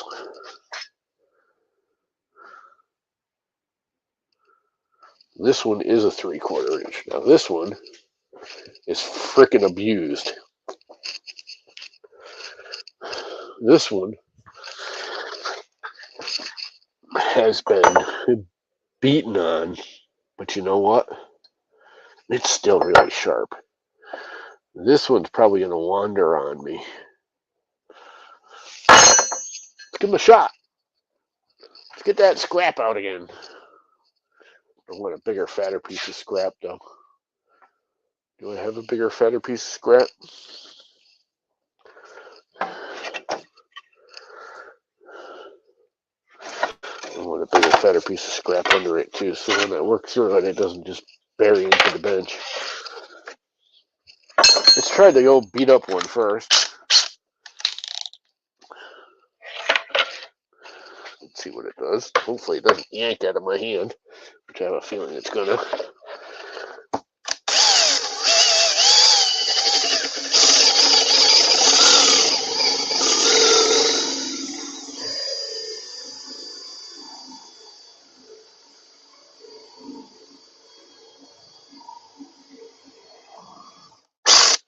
Alright, that cut pretty easily and pretty cleanly. Believe it or not. This is an old bit. I did fencing and all kinds of crap with that. And it actually did a halfway decently nice hole. Is this actually 3/4? Yep. This is almost brand new, this one. But I really don't, it doesn't have a starter point. So for this kind of, this big of a bit, it likes to wander.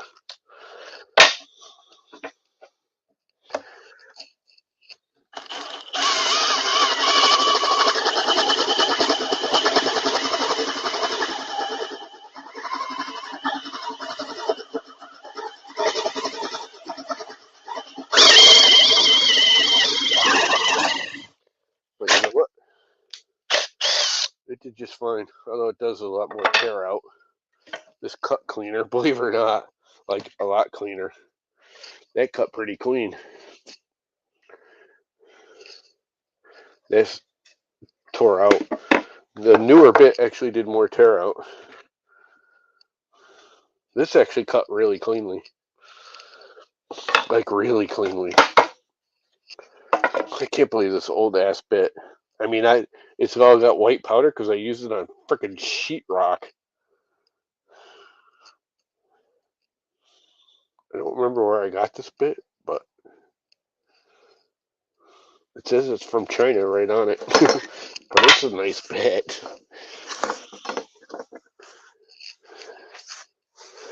Might just use it. It cut pretty darn cleanly.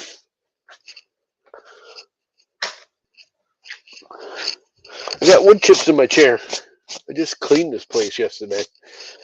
Now I'm getting it all sawdusty and dirty. Now I can't see my marks because they're all covered in sawdust. But yeah, that cut really clean. Let's see. That one's all torn out at the top, which is what these kind of bits are known for. which is why we have these kind of bits that have they basically cut first. You do the center and then it cuts the outside edge before it starts cutting the center. These tear out because it's doming out as it goes and it just tears out. Where this actually cuts the outer edge like a Forstner bit, kind of a mix. Can't believe that thing cut so cleanly. I mean, it's literally covered in sheetrock dust. Nice bit. I might have to clean it. Give it a bath. See if I can get it to cut even cleaner. Where is the Windex? Right here. We give it a shot of Windex and a shot of mineral oil after it, so it doesn't just rust. It's already pretty rusty.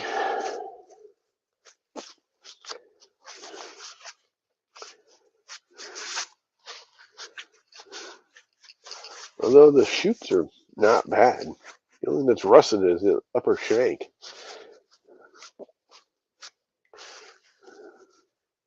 And the actual blades are sharp. Like, I could cut my finger on this right here easily. What bit do I need? I need a 3/4 inch. What I really need is a Forstner bit, but I need a good one. This might just work. This is actually a good bit. I bought this years ago. What the hell was I doing? I think I bought this for doing modulars, actually. Because we used to use them to, no, this is too short for the modulars. We used to use 3/4 inch to bolt the modular together, but you need a 1 foot because it's usually 2 or 3 beams in the middle times 2, and you got to go through all 4 beams when you bolt a modular together, depending on the modular manufacturer. This might actually work. Let's put a little mineral oil on it and see how it cleans up the blade. Because that cut really cleanly. Like, amazingly cleanly for such an old blade. I'm going to say this thing is easily 10 or 15 years old. Been abused. Oh, you know what I didn't look at? I didn't look at my to-go box of stuff, although I don't have much left in there. I've taken almost everything out of my job site toolbox. These are cheap. A good one of these is 50, 60 bucks for a good one.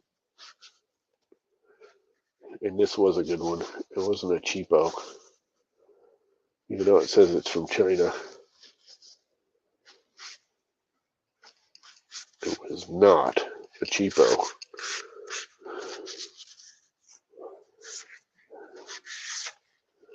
Cleaned up pretty nice. Got all the sheetrock dust off of it.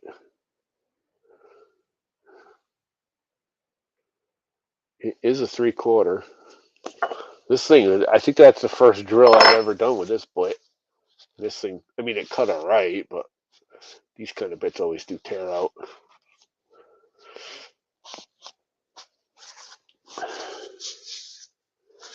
This is one of the ones the fence guy I used to work for.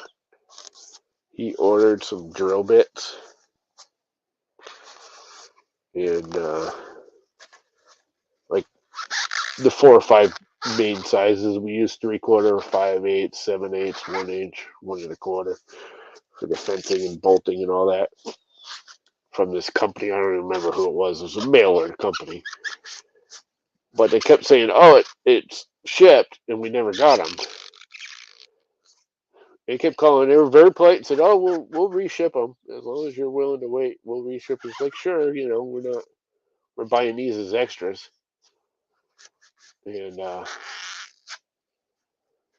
pretty sure that's what this one is. What brand is it? Yeah, it's a no name. It was some online company. They were nice beds. I mean, it's a nice bed. But anyway, he ordered a bunch of them, and they never showed. It never showed. Like 6 weeks later, it never got them. And the company's like, "Oh, our tracking shows they're delivered." Like, well, they never got delivered. You know,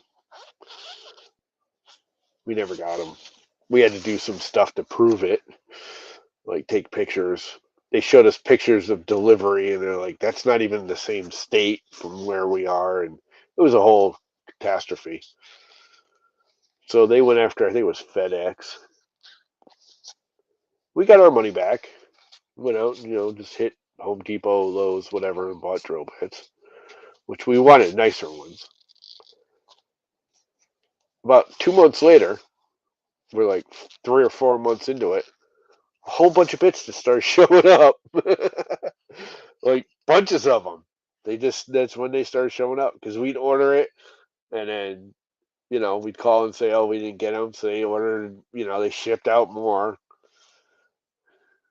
And we got them all. We ended up getting like 4 of each size when we ordered 2 of each size. And we'd gotten reimbursed. The company had reimbursed us. And we called him up. The guy I worked for was not, wasn't the best guy in the world, but he wasn't a thief either. He's like, hey, all those ones you reimbursed us for that we never got started showing up. It's been like 6 months. What do you want to do? The company's like, keep them. FedEx reimbursed us already for them. Not your fault. It's not our fault. That was them. It was their screw up. So we got a whole bunch of really nice bits. Like, we're talking some of these were, I think these were like $30, $40 a piece for one of these, if not more. Some of the big ones were even more.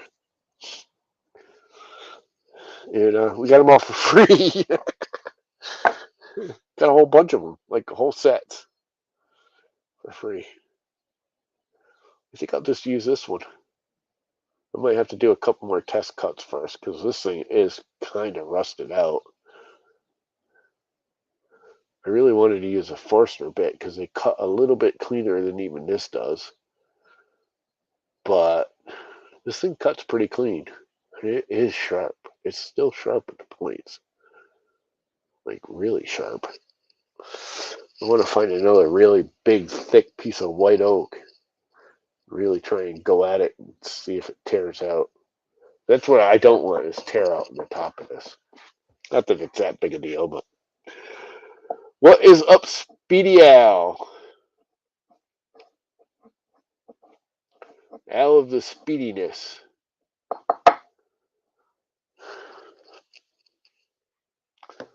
think I'm going to give this thing another coat of mineral oil.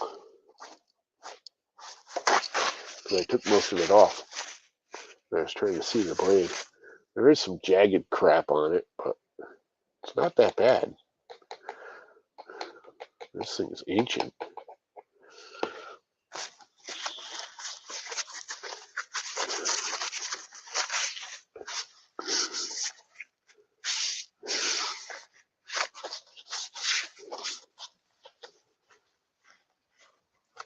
If you don't know what the mineral oil is for one, it like keeps it from rusting, which is one thing.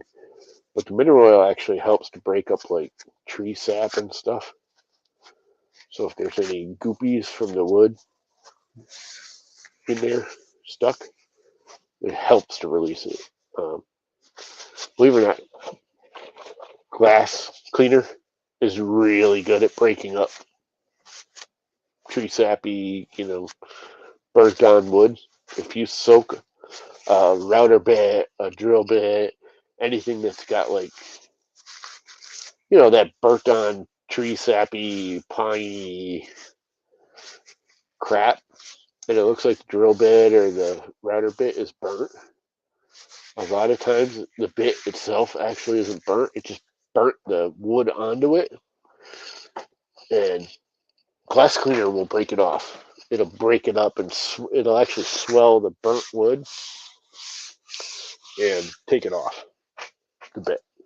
You let it soak for like a half an hour in glass cleaner and then take a toothbrush to it and a lot of it comes right off. But yeah, this thing, that'll cut my finger. The blade, because this is a carbide blade that swirls around here. This is a really nice bit.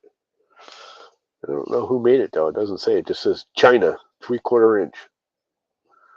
It does not say the manufacturer. But it's a good bit. And it cut fairly cleanly.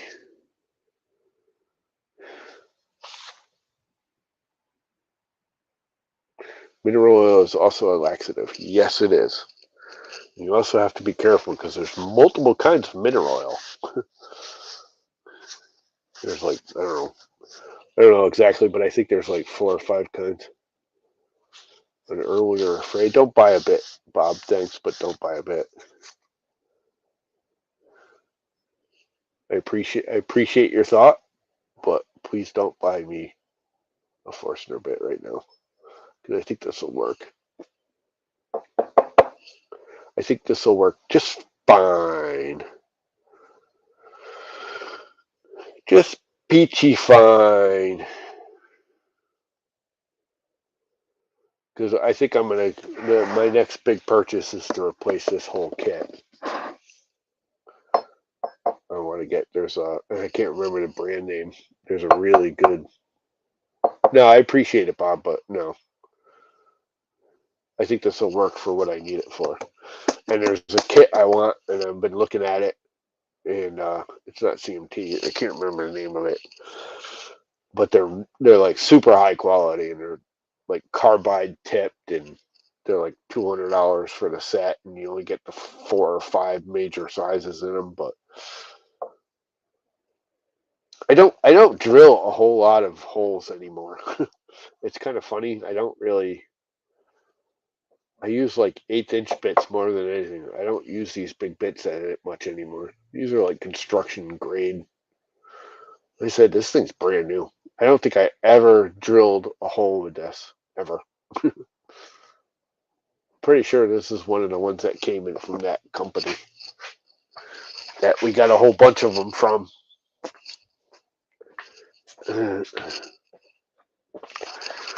Then I got paddle bits up the yin yang, and I'm not a big paddle bit guy. I hate paddle bits. Paddle bits suck. They shouldn't even make them. Paddle bits shouldn't even be in existence. Because the next problem is how I'm going to make sure I'm drilling. Whoa, let's destroy the bit by dropping it on the floor. How I'm going to make sure I'm drilling absolutely perfectly straight. I mean, I could do the whole viewy thing with a square, like so, where you kind of sit there and you do this, and you look and make sure you're parallel with the drill bit, and then you come over here and you slowly. It's just a pain in the butt. Came down to it, I can do that, and I may. Because the other option is I lay it out on the CNC, I take this whole top over to the CNC and cut them out. Then they'd be all perfect and crap. This is actually removable. Well, it's stuck on there now. But, oh, I know why I can't move it, because of the clamp. It goes into the legs. I forgot about that. If I take this clamp off, my new vise, my pretty new vise, it'll CNC all the way. Yeah, it's kind of a pain in the ass though, because this is heavy. This is solid oak. It's almost 2 inches. Actually, it's not, because I CNC'd it not too long ago. It's 1 3/4. It's like 4.5 centimeters thick.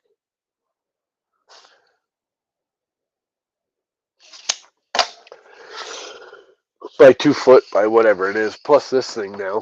But that unscrews. 4 screws and that whole vise comes right off. Which is why I wanted to do it the way I did it. So I can take it off, because this is not permanent. It's keyed into the legs. I actually CNC'd out like little notches in the bottom of this, and it drops down over the legs so it doesn't shift around. but it does come up with help. It's heavy. It's a rather heavy chunk of wood. It's solid oak. Mixture of red and white oak, and then the two I got maple and greens because the oak splinters too much to be rubbing up against clothes. Plus, I have to level it with the CNC because it's actually slightly bigger than the CNC, so I gotta freaking level it front and back, and it's just kind of a pain in the ass. But it's doable, and it might be fun. And I got a brandy new bit that I had to buy because my good bit, I was cutting those. I actually was cutting these wheels, and I switched it out because I rough cut it with a big bit, and then I use a little bit to do all the little fine details and the roundovers. And I went to take it out, and I dropped it on the concrete floor. It took the corner off the bit, which made my really nice bit not very nice. Yeah, that's what I was thinking. Is just do a jig. I can put it on the drill press. Take like 2 or 3 pieces of scrap plywood, glue them together, put it on the drill press, drill through it, and then come over here and just use that to hold it flat. Or I can 3D print one. Oh, my 3D printer. The hooks are done. I got hooks on my 3D printer so I can hook stuff. So I got to go in and do that. What time is it? 2:30. Is it really 2:30? No, I was looking at the clock. It's right here on my computer. I may just use this puppy. This is one beefy, nice bit. I'm kind of happy with it. I've had it forever.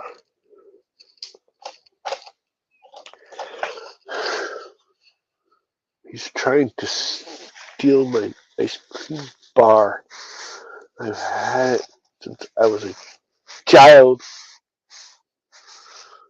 Anybody know what that's from? Coming in my ice cream bar. I've had it since I was a child.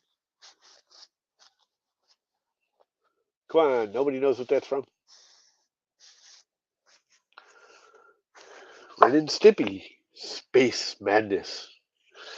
He's talking about a bar of soap, and he thinks it's an ice cream bar. Let's put these away. These cheapo set. I think this whole set of Forstner bits was like $20. That's how cheapo those were. Those are a long time cheapo. Ooh, I forgot I got this whole set down here. Do I have a 3/4 inch Forstner in here? Maybe, but I don't think I'd use that one either. That one looks pretty toast. I think that is a 3/4 inch. It doesn't say, but it looks about the right size. But it's pretty toast. Look, here's a big one. Oh yeah, that's not very good either.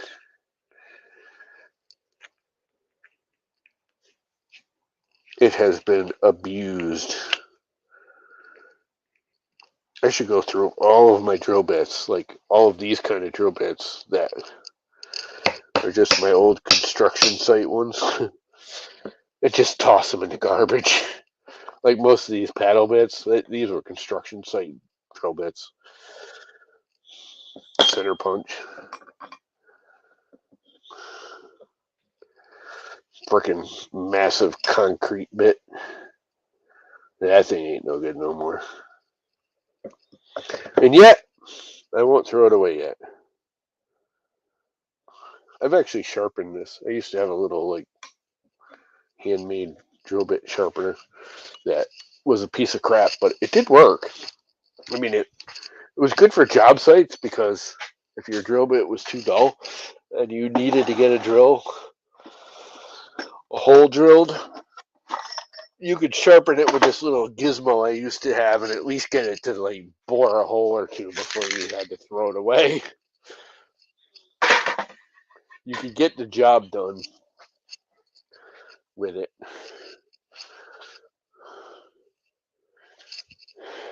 It was okay.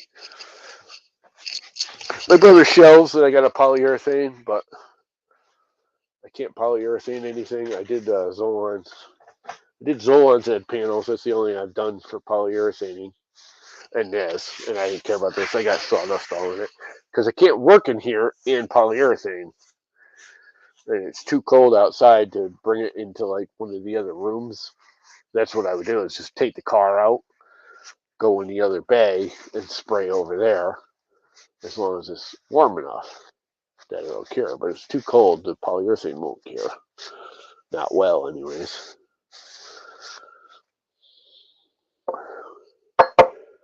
So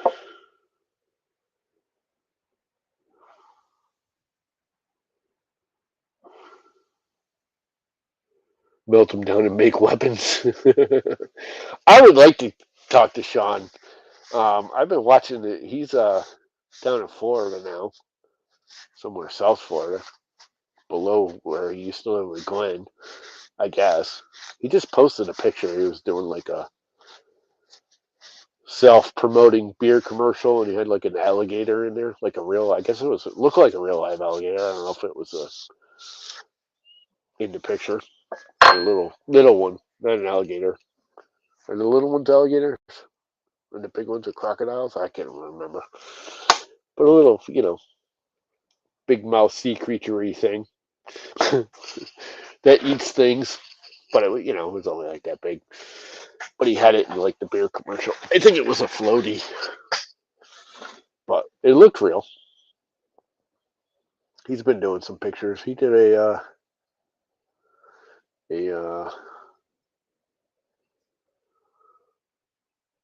like a fair thing where he was showing off some of his new stuff, and he actually had the sign I made him on there. But he's changed the name of his company. It's not Knives anymore. It's Outdoor Goods or something because he's doing other things. I don't think he's making the knives anymore. I don't think he has, mostly because I don't think he has the space or the time.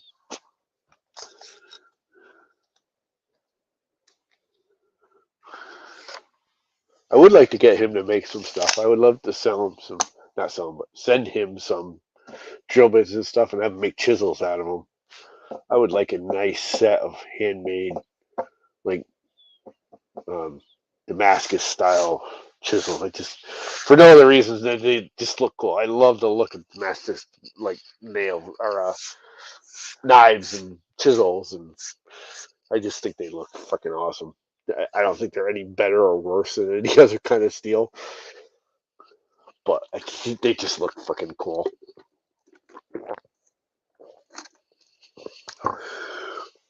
But I don't think he has the time or any of the set up. He has the stuff. He just don't think he has it set up anywhere. And I just don't have the money to pay him to do something like that. But it would be cool. It's a cool idea. I would like to do some of that. I'm just not into hot metal, into forging. I could just see me like burning a freaking hand off because I'm not too bright with that stuff. I'm good with table saws and band saws and miter boxes, planers, stuff I've been using my whole life. So safety is like second nature to me with that kind of equipment. Furnaces, I don't see happening. Just like blowing glass. I always thought blowing glass is the coolest thing. The only problem with that is I could see myself having to take a deep breath and forgetting to like pull the glass away and getting a long shot of burning hot air and roasting my lungs and dying of burnt lung. I could see myself doing that. So I don't blow glass. Yes, I've seen Forged in Fire. Forged in Florida. Yeah, I've seen Forged in Fire a few times. The thing about all those kind of TV shows is they always try and push them to do it like in a set time, and it just never got into that. I would rather see them like, here's the thing, you got a month, come back and show us what you did. This whole try and do it in 2 hours or an hour or 12 hours or whatever their time frame is, it's all rushed and it's not the best work always. I think a lot of those people could do much better work if they were given the time to actually do something productive.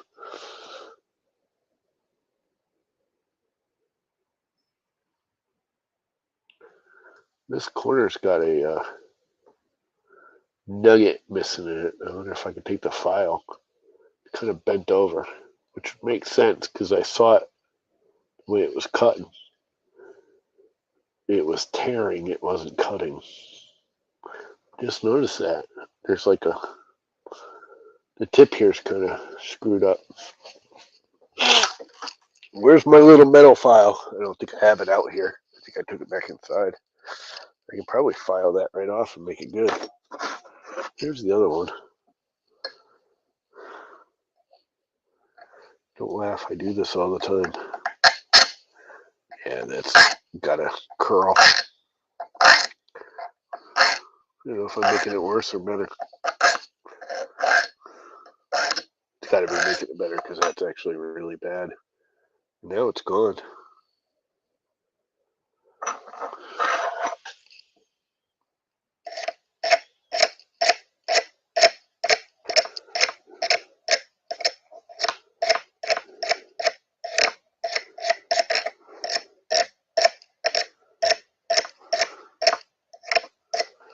And now it's all clean.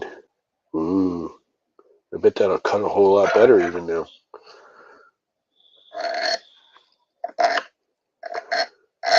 There was a snaggle tooth on it that's now gone.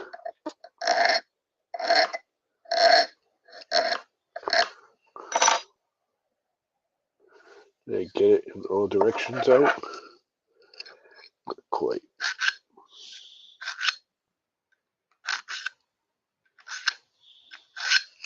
And now it is because that's running smooth over it. I bet that'll cut even cleaner now. That was just like, it looked like it was something else attached to the bit because it kind of just fell off. There's still a little bit of something right there.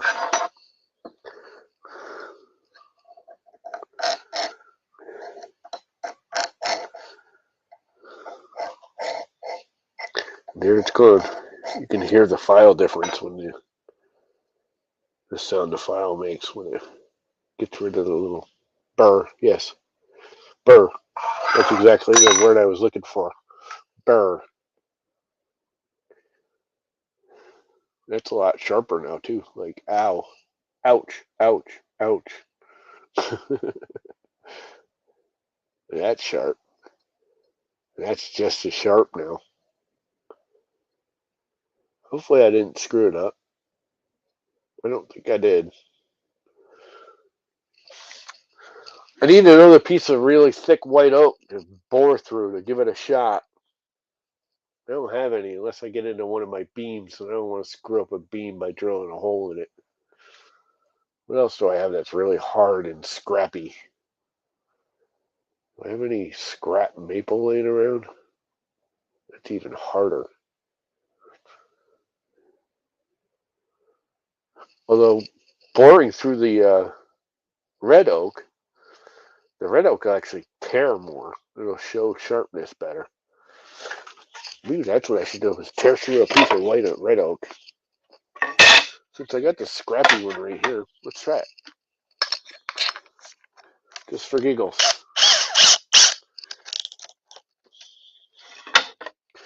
And we start off slow.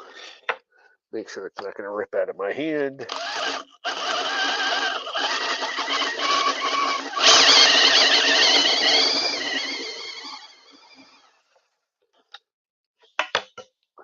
It cut a little pretty clean. It tore a little bit at the top. I think I might have actually made it worse. Let's see if it does it on the white oak.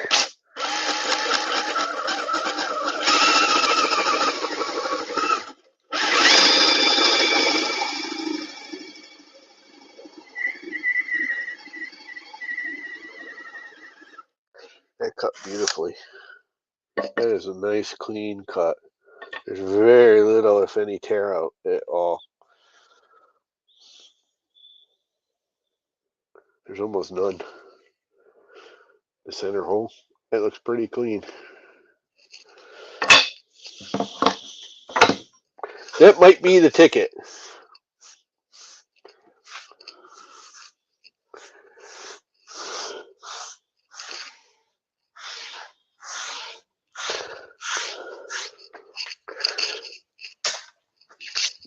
That might be the ticket right there.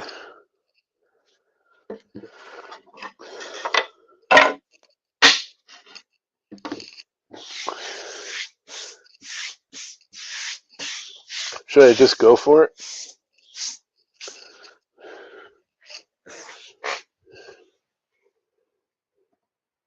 Pitter patter.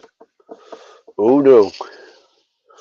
It's one thing you've learned when using a big ass bit like this with a big ass drill like this is that you just don't go at it because it will break your wrist. I have seen drills like this break wrists, like literally break wrists. This is not a light duty drill. This is not your standard everyday drill. This thing's got some oomph behind it.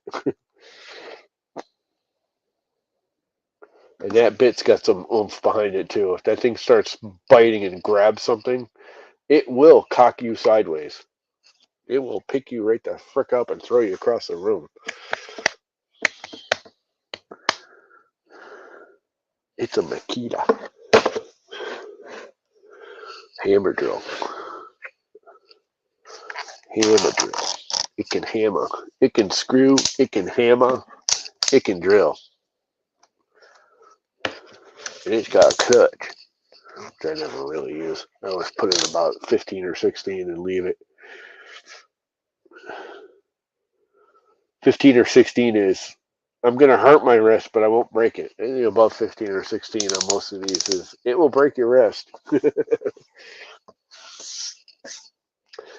This thing is ballsy.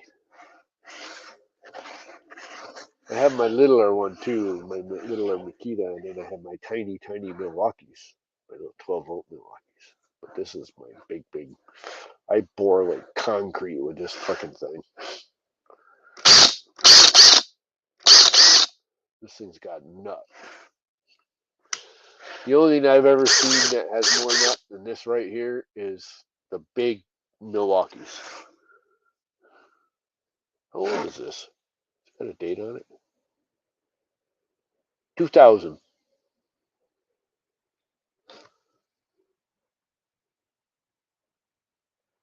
2001. So it's pretty old. It's got to be newer than that. That can't be right. That can't be the actual date. I'm looking at the ID code. Usually it's the last two letters, the last two numbers of the date. But it can't be, because this is brushless. And they didn't have brushless back then. This is newer than that. I was going to say, I think I got this like 2010.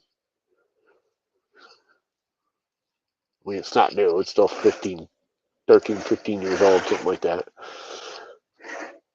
But this was right when brushless was first becoming popular. When I got this. I got this and the Impact. And grinder. And shortly after that, I actually got the smaller set of Milwaukees, which are brushless. I got the compact ones because they're lighter and smaller. And for an 18 volt, they're almost as light as my 12 volts, but they're kind of flimsy.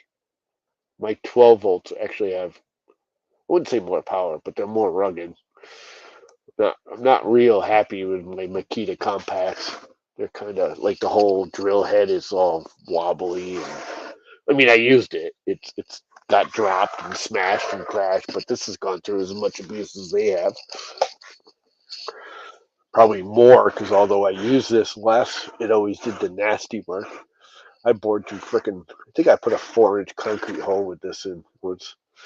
It took a while with this. This isn't really made for that kind of work. It's when you get into the big monster drills. But I didn't have one, and I had this, and I had the 4-inch concrete bit, and I was like, let's give it a shot. What could happen? It only took like a half, 3/4 of an hour to get through a concrete wall with it. Lots of water. It works. Does the job. It's still alive. I don't use these that much anymore. I use the Milwaukee's for most stuff now because they're lighter, smaller, easier to use. I don't need that kind of power generally. Should I bore through the door? I mean, through the top here. Did I put that on hammer? Oh, drill. Where'd my little square go?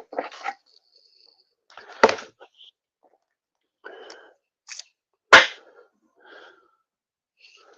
got another little square, just like it, right here.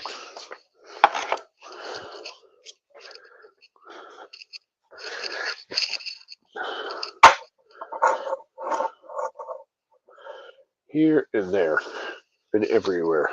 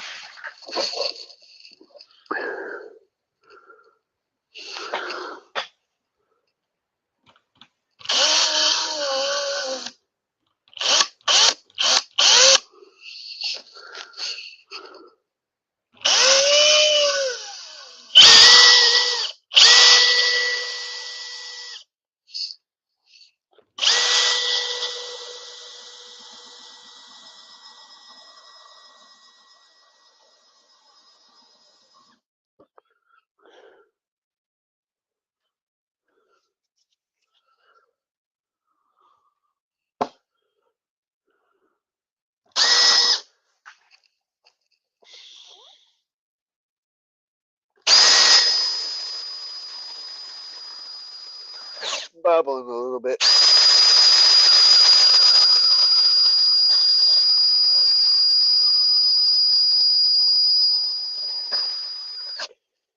Must have gone off, knocked my square over.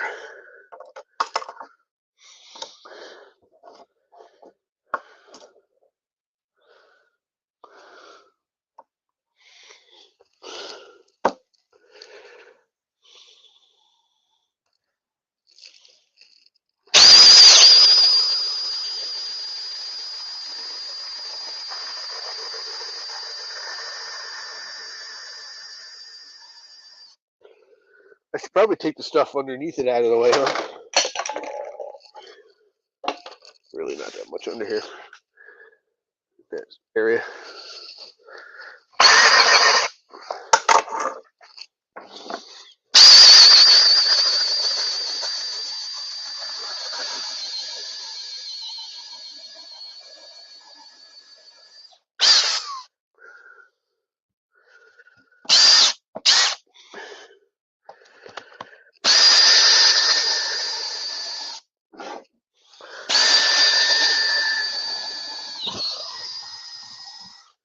There's one.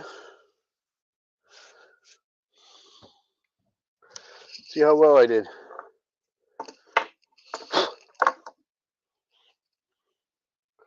That don't look too bad. I don't think it's perfect, but sure, I hand sighted it. It's actually pretty good. There's a little bit of play in it. I need to get some dogs.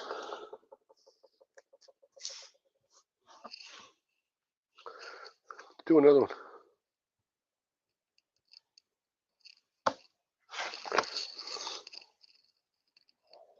Kind of hot.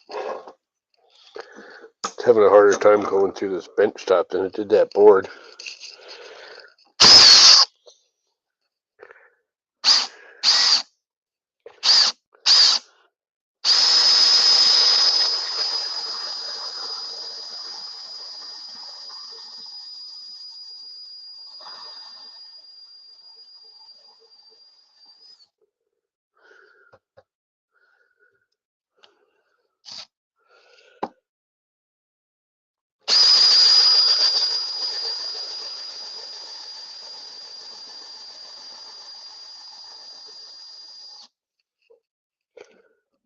chuck.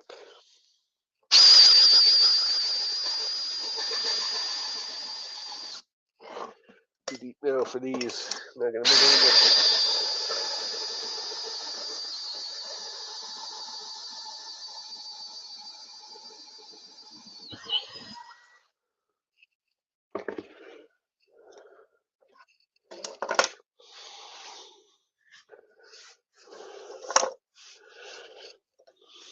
Holes! I drilled holes in my beautiful bench.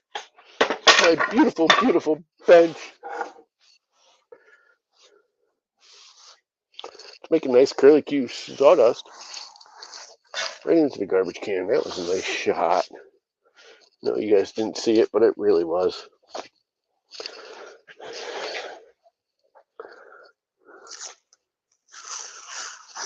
And they're fairly clean.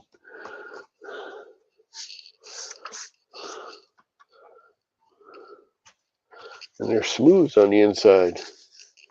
What is up? We're drilling holes in my bench, but I think I'm done. Because I don't think this is as sharp as I was hoping it was.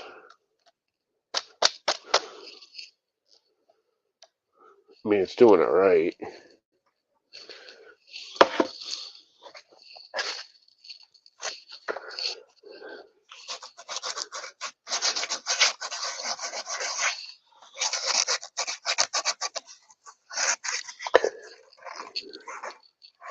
But it's not doing great. Do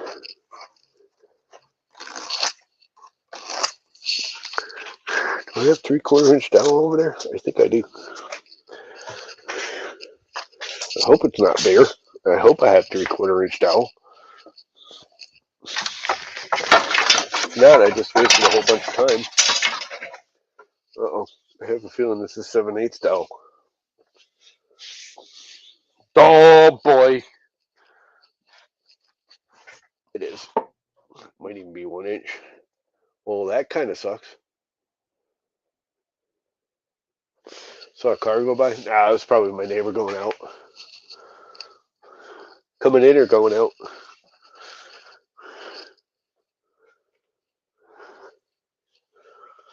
It's probably my neighbor. Well, her car's there. I don't think she went out. Did she? She might have gone out. Could be off on the other driveway. There's an actual road way over there, although you wouldn't see that through the window. But no, there's no cars here. It was either my neighbor going in or out, or oh, it's probably someone picking up her son. Her son's going to Mystic's aquarium. They're having like a school thingy at Mystic Seaport and Mystic Aquarium. Not that you guys know what that is, but it's a thing in Mystic, Connecticut. Yeah, it's like half hour away. There's a seaport and a marina and an aquarium and all kinds of crap in Mystic. It's like an historic boat town. And they have all the fishy stuff there, and the kids are all going there for a school thing that they do for school, school trip. Because I was down there chatting with her this morning because she wants to play in her garden with some cedar and make some new garden bench things. I got to get me some 3/4 inch dowel, or just make some 3/4 inch dowel. Maybe I'll make a doweling jig. Maybe that'll be my next project. I'll make a little doweler so I can make like black walnut dowels for my dogs. I'm gonna have to re-sand this and refinish it. I just sprayed more finish on here when I sand it to flatten it to this. I didn't do a very good job polyurethane in it. But it cut clean. It's like really smooth on the inside, like better than I thought. Playing with my holes. Should I continue? I think I should. I do think I'm going to take all this crap out of the way because this is in the way. Where's the next one? Right here.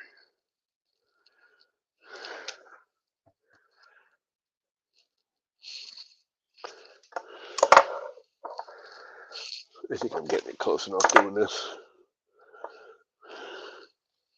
I mean, it is just a dog hole. It doesn't need to be perfect.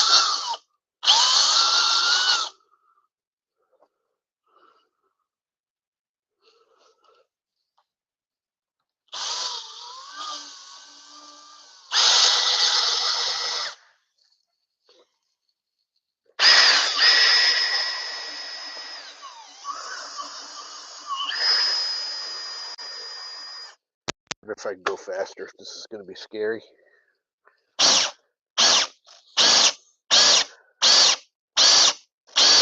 It's actually less scary.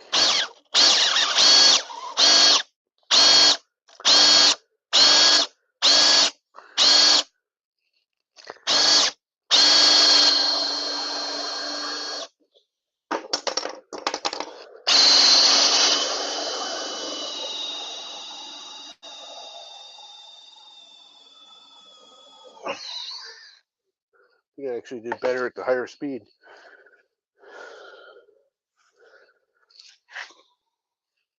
I should just get out the vacuum.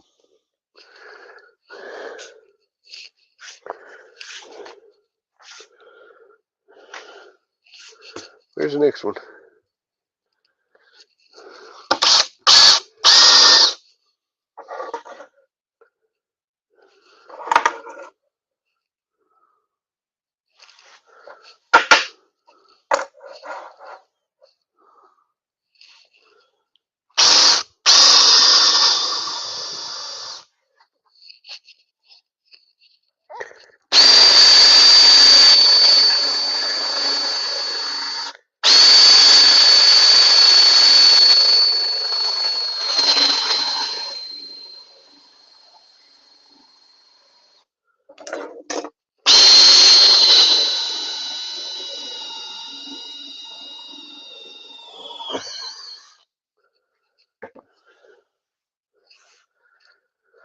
I'm thinking I'm going to get the vacuum.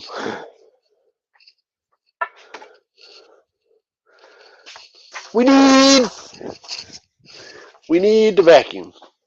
I just cleaned out the vacuum before I started streaming. I took it outside and cleaned the filter and hit it with a leaf blower after.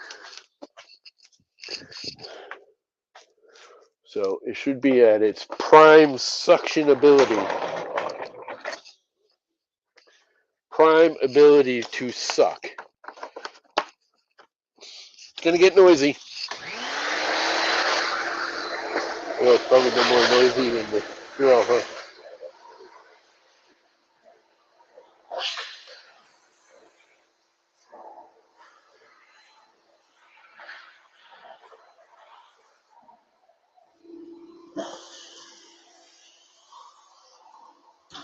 Frito! I just sucked up a Frito. I had Fritos last night.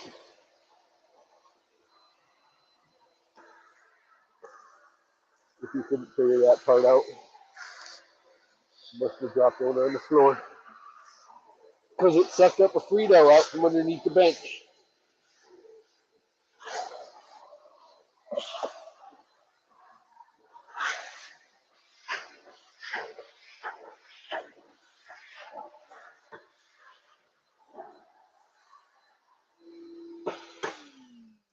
Let's do another one. I only got like 10 more to do.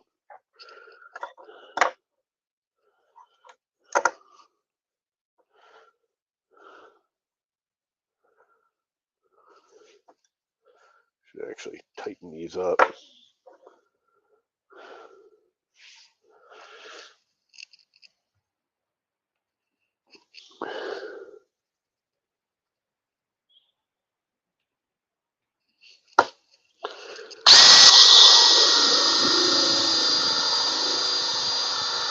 Wobbling.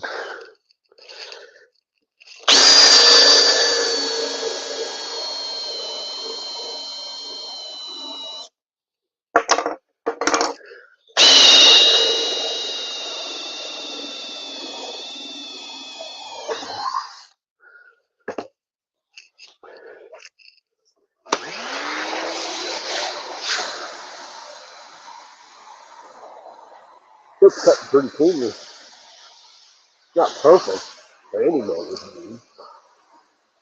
Portion of it would probably be a little cleaner, but that's a lot faster. Like a lot faster.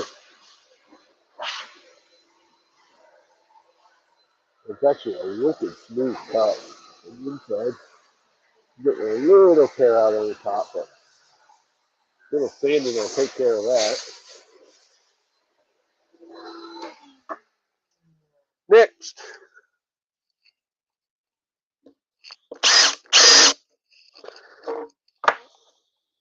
Sure, I'm reasonably straight.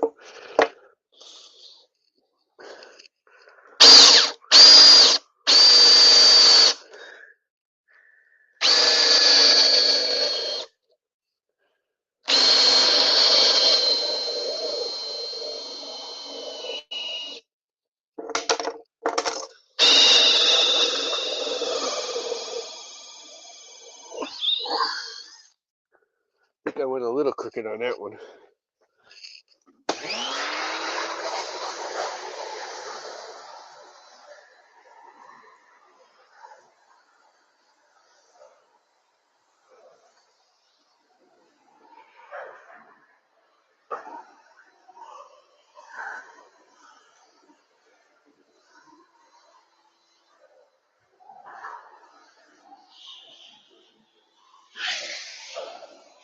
Just a tad crooked.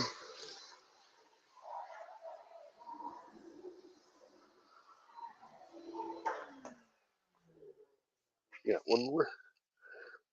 One more.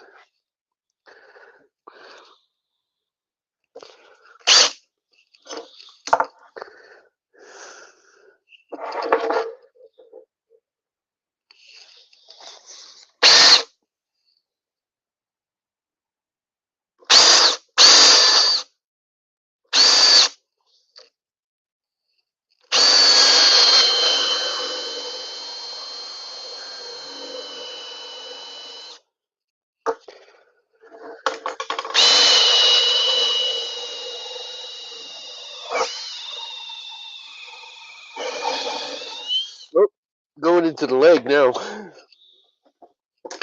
think I'm done with that. That's as deep as that needs to go.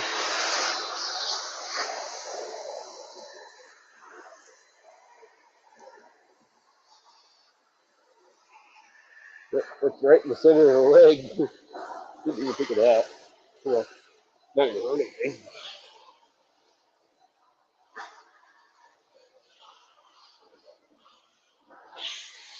If I'm gonna remember, I can't put this vacuum pile into the wood compost anymore because it's got pressure treated in it now. Well, it's so minor, I don't think it matters. Should I do one more out here? Wasn't gonna, but I think I might. Let's do the main one. Ow. Let's let the blade cool down. Because that sucker's hot. I just burned myself on it. I just burned myself on it. Let's give it a little oiling so it cuts cleaner and neater. It cools better.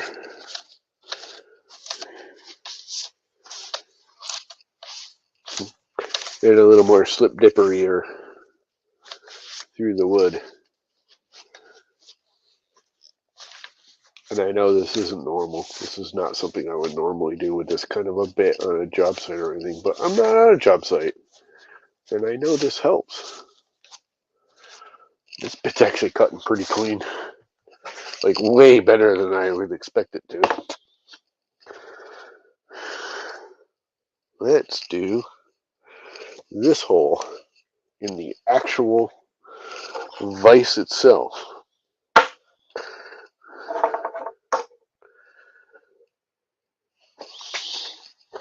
And I hope I'm doing these a good size.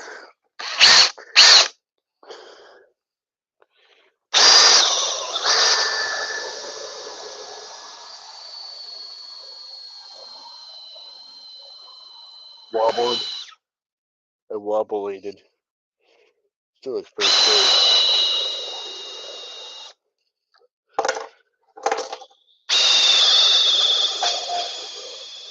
Still just fell off. I think that's deep enough. That's plenty deep enough.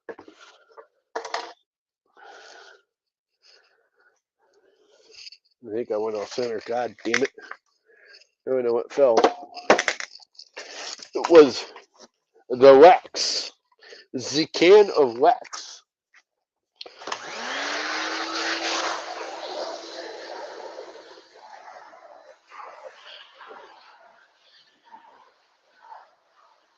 It did go a little off center. Oh well. Sorry, that's a very long. It's so good.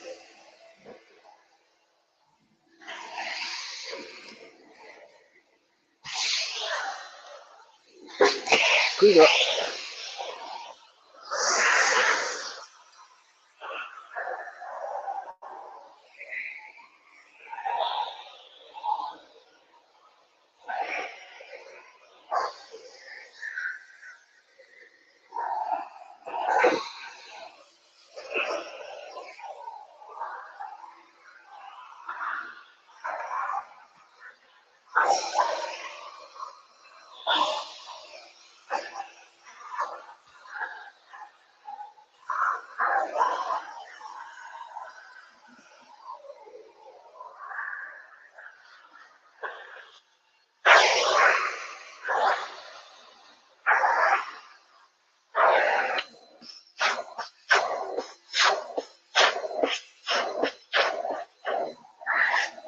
Aha! That's why it wasn't sucking freely. There's a calculator in it. The calculation.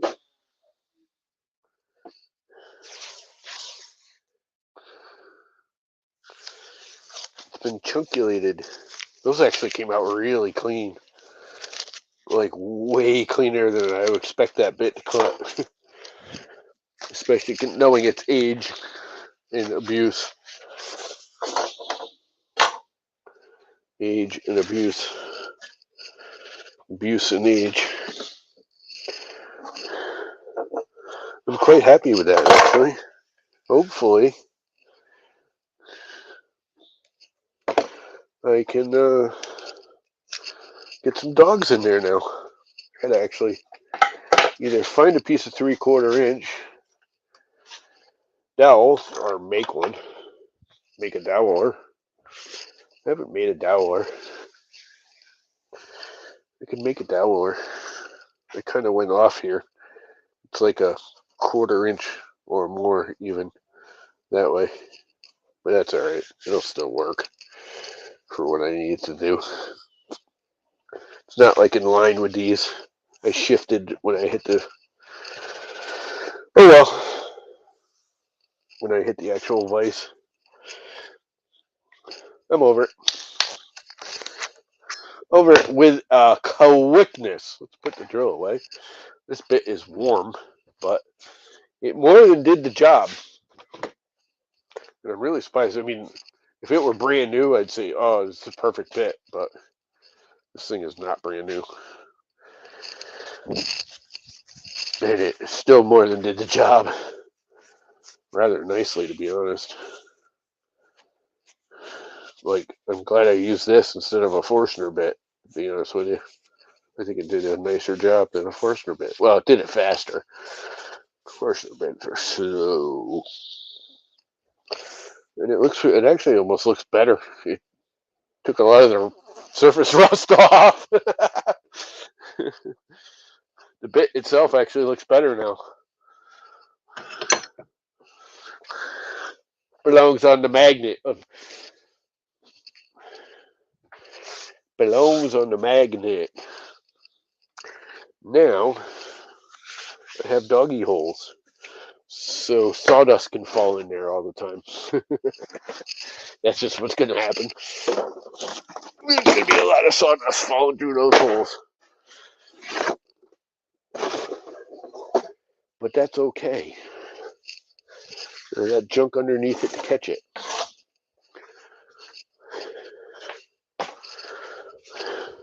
Because that's what doggy holes do. I was dumping out my vacuum. I found this in it.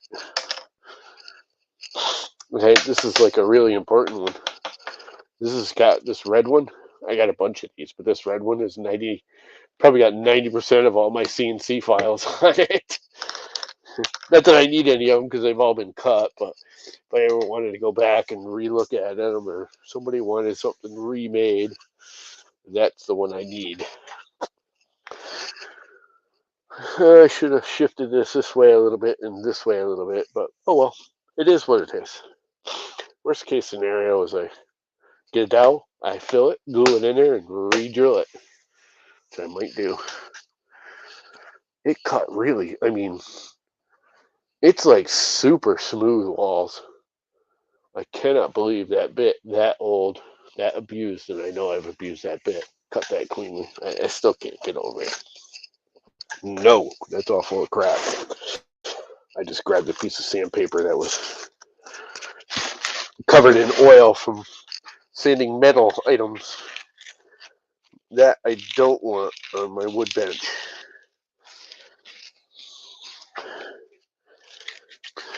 I do not want the oils and metal shavings in my wood bench.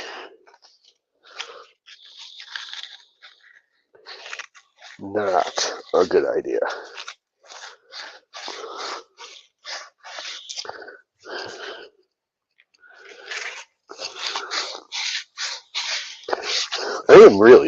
I can't get over how well that actually cut.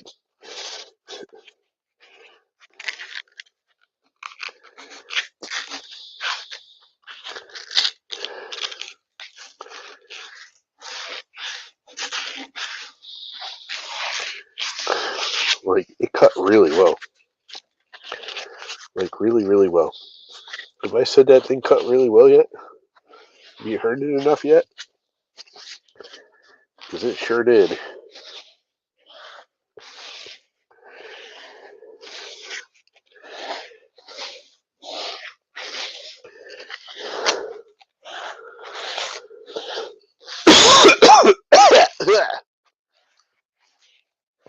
Choking, gagging, dying.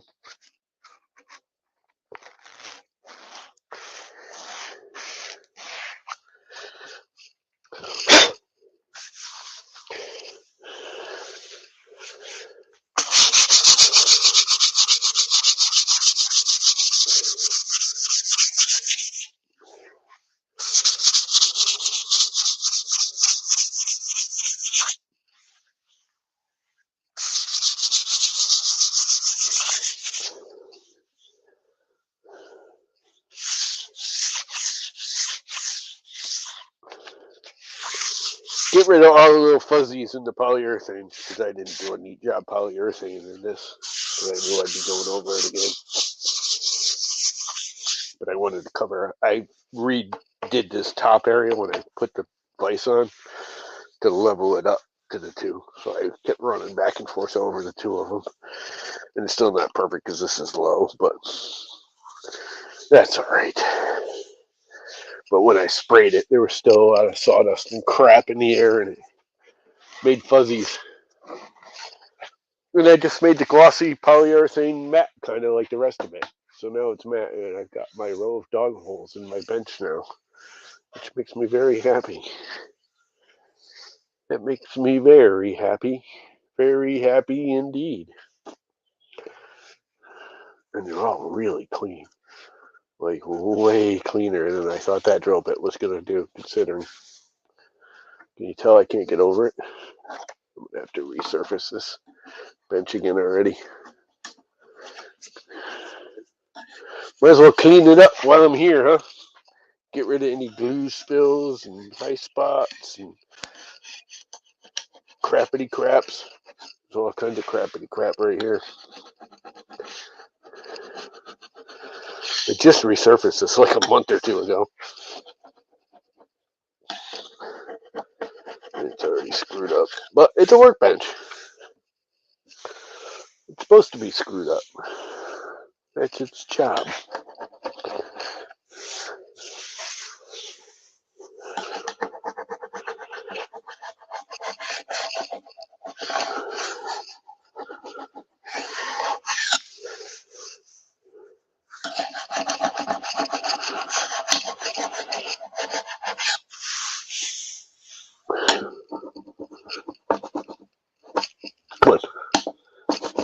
know what is that?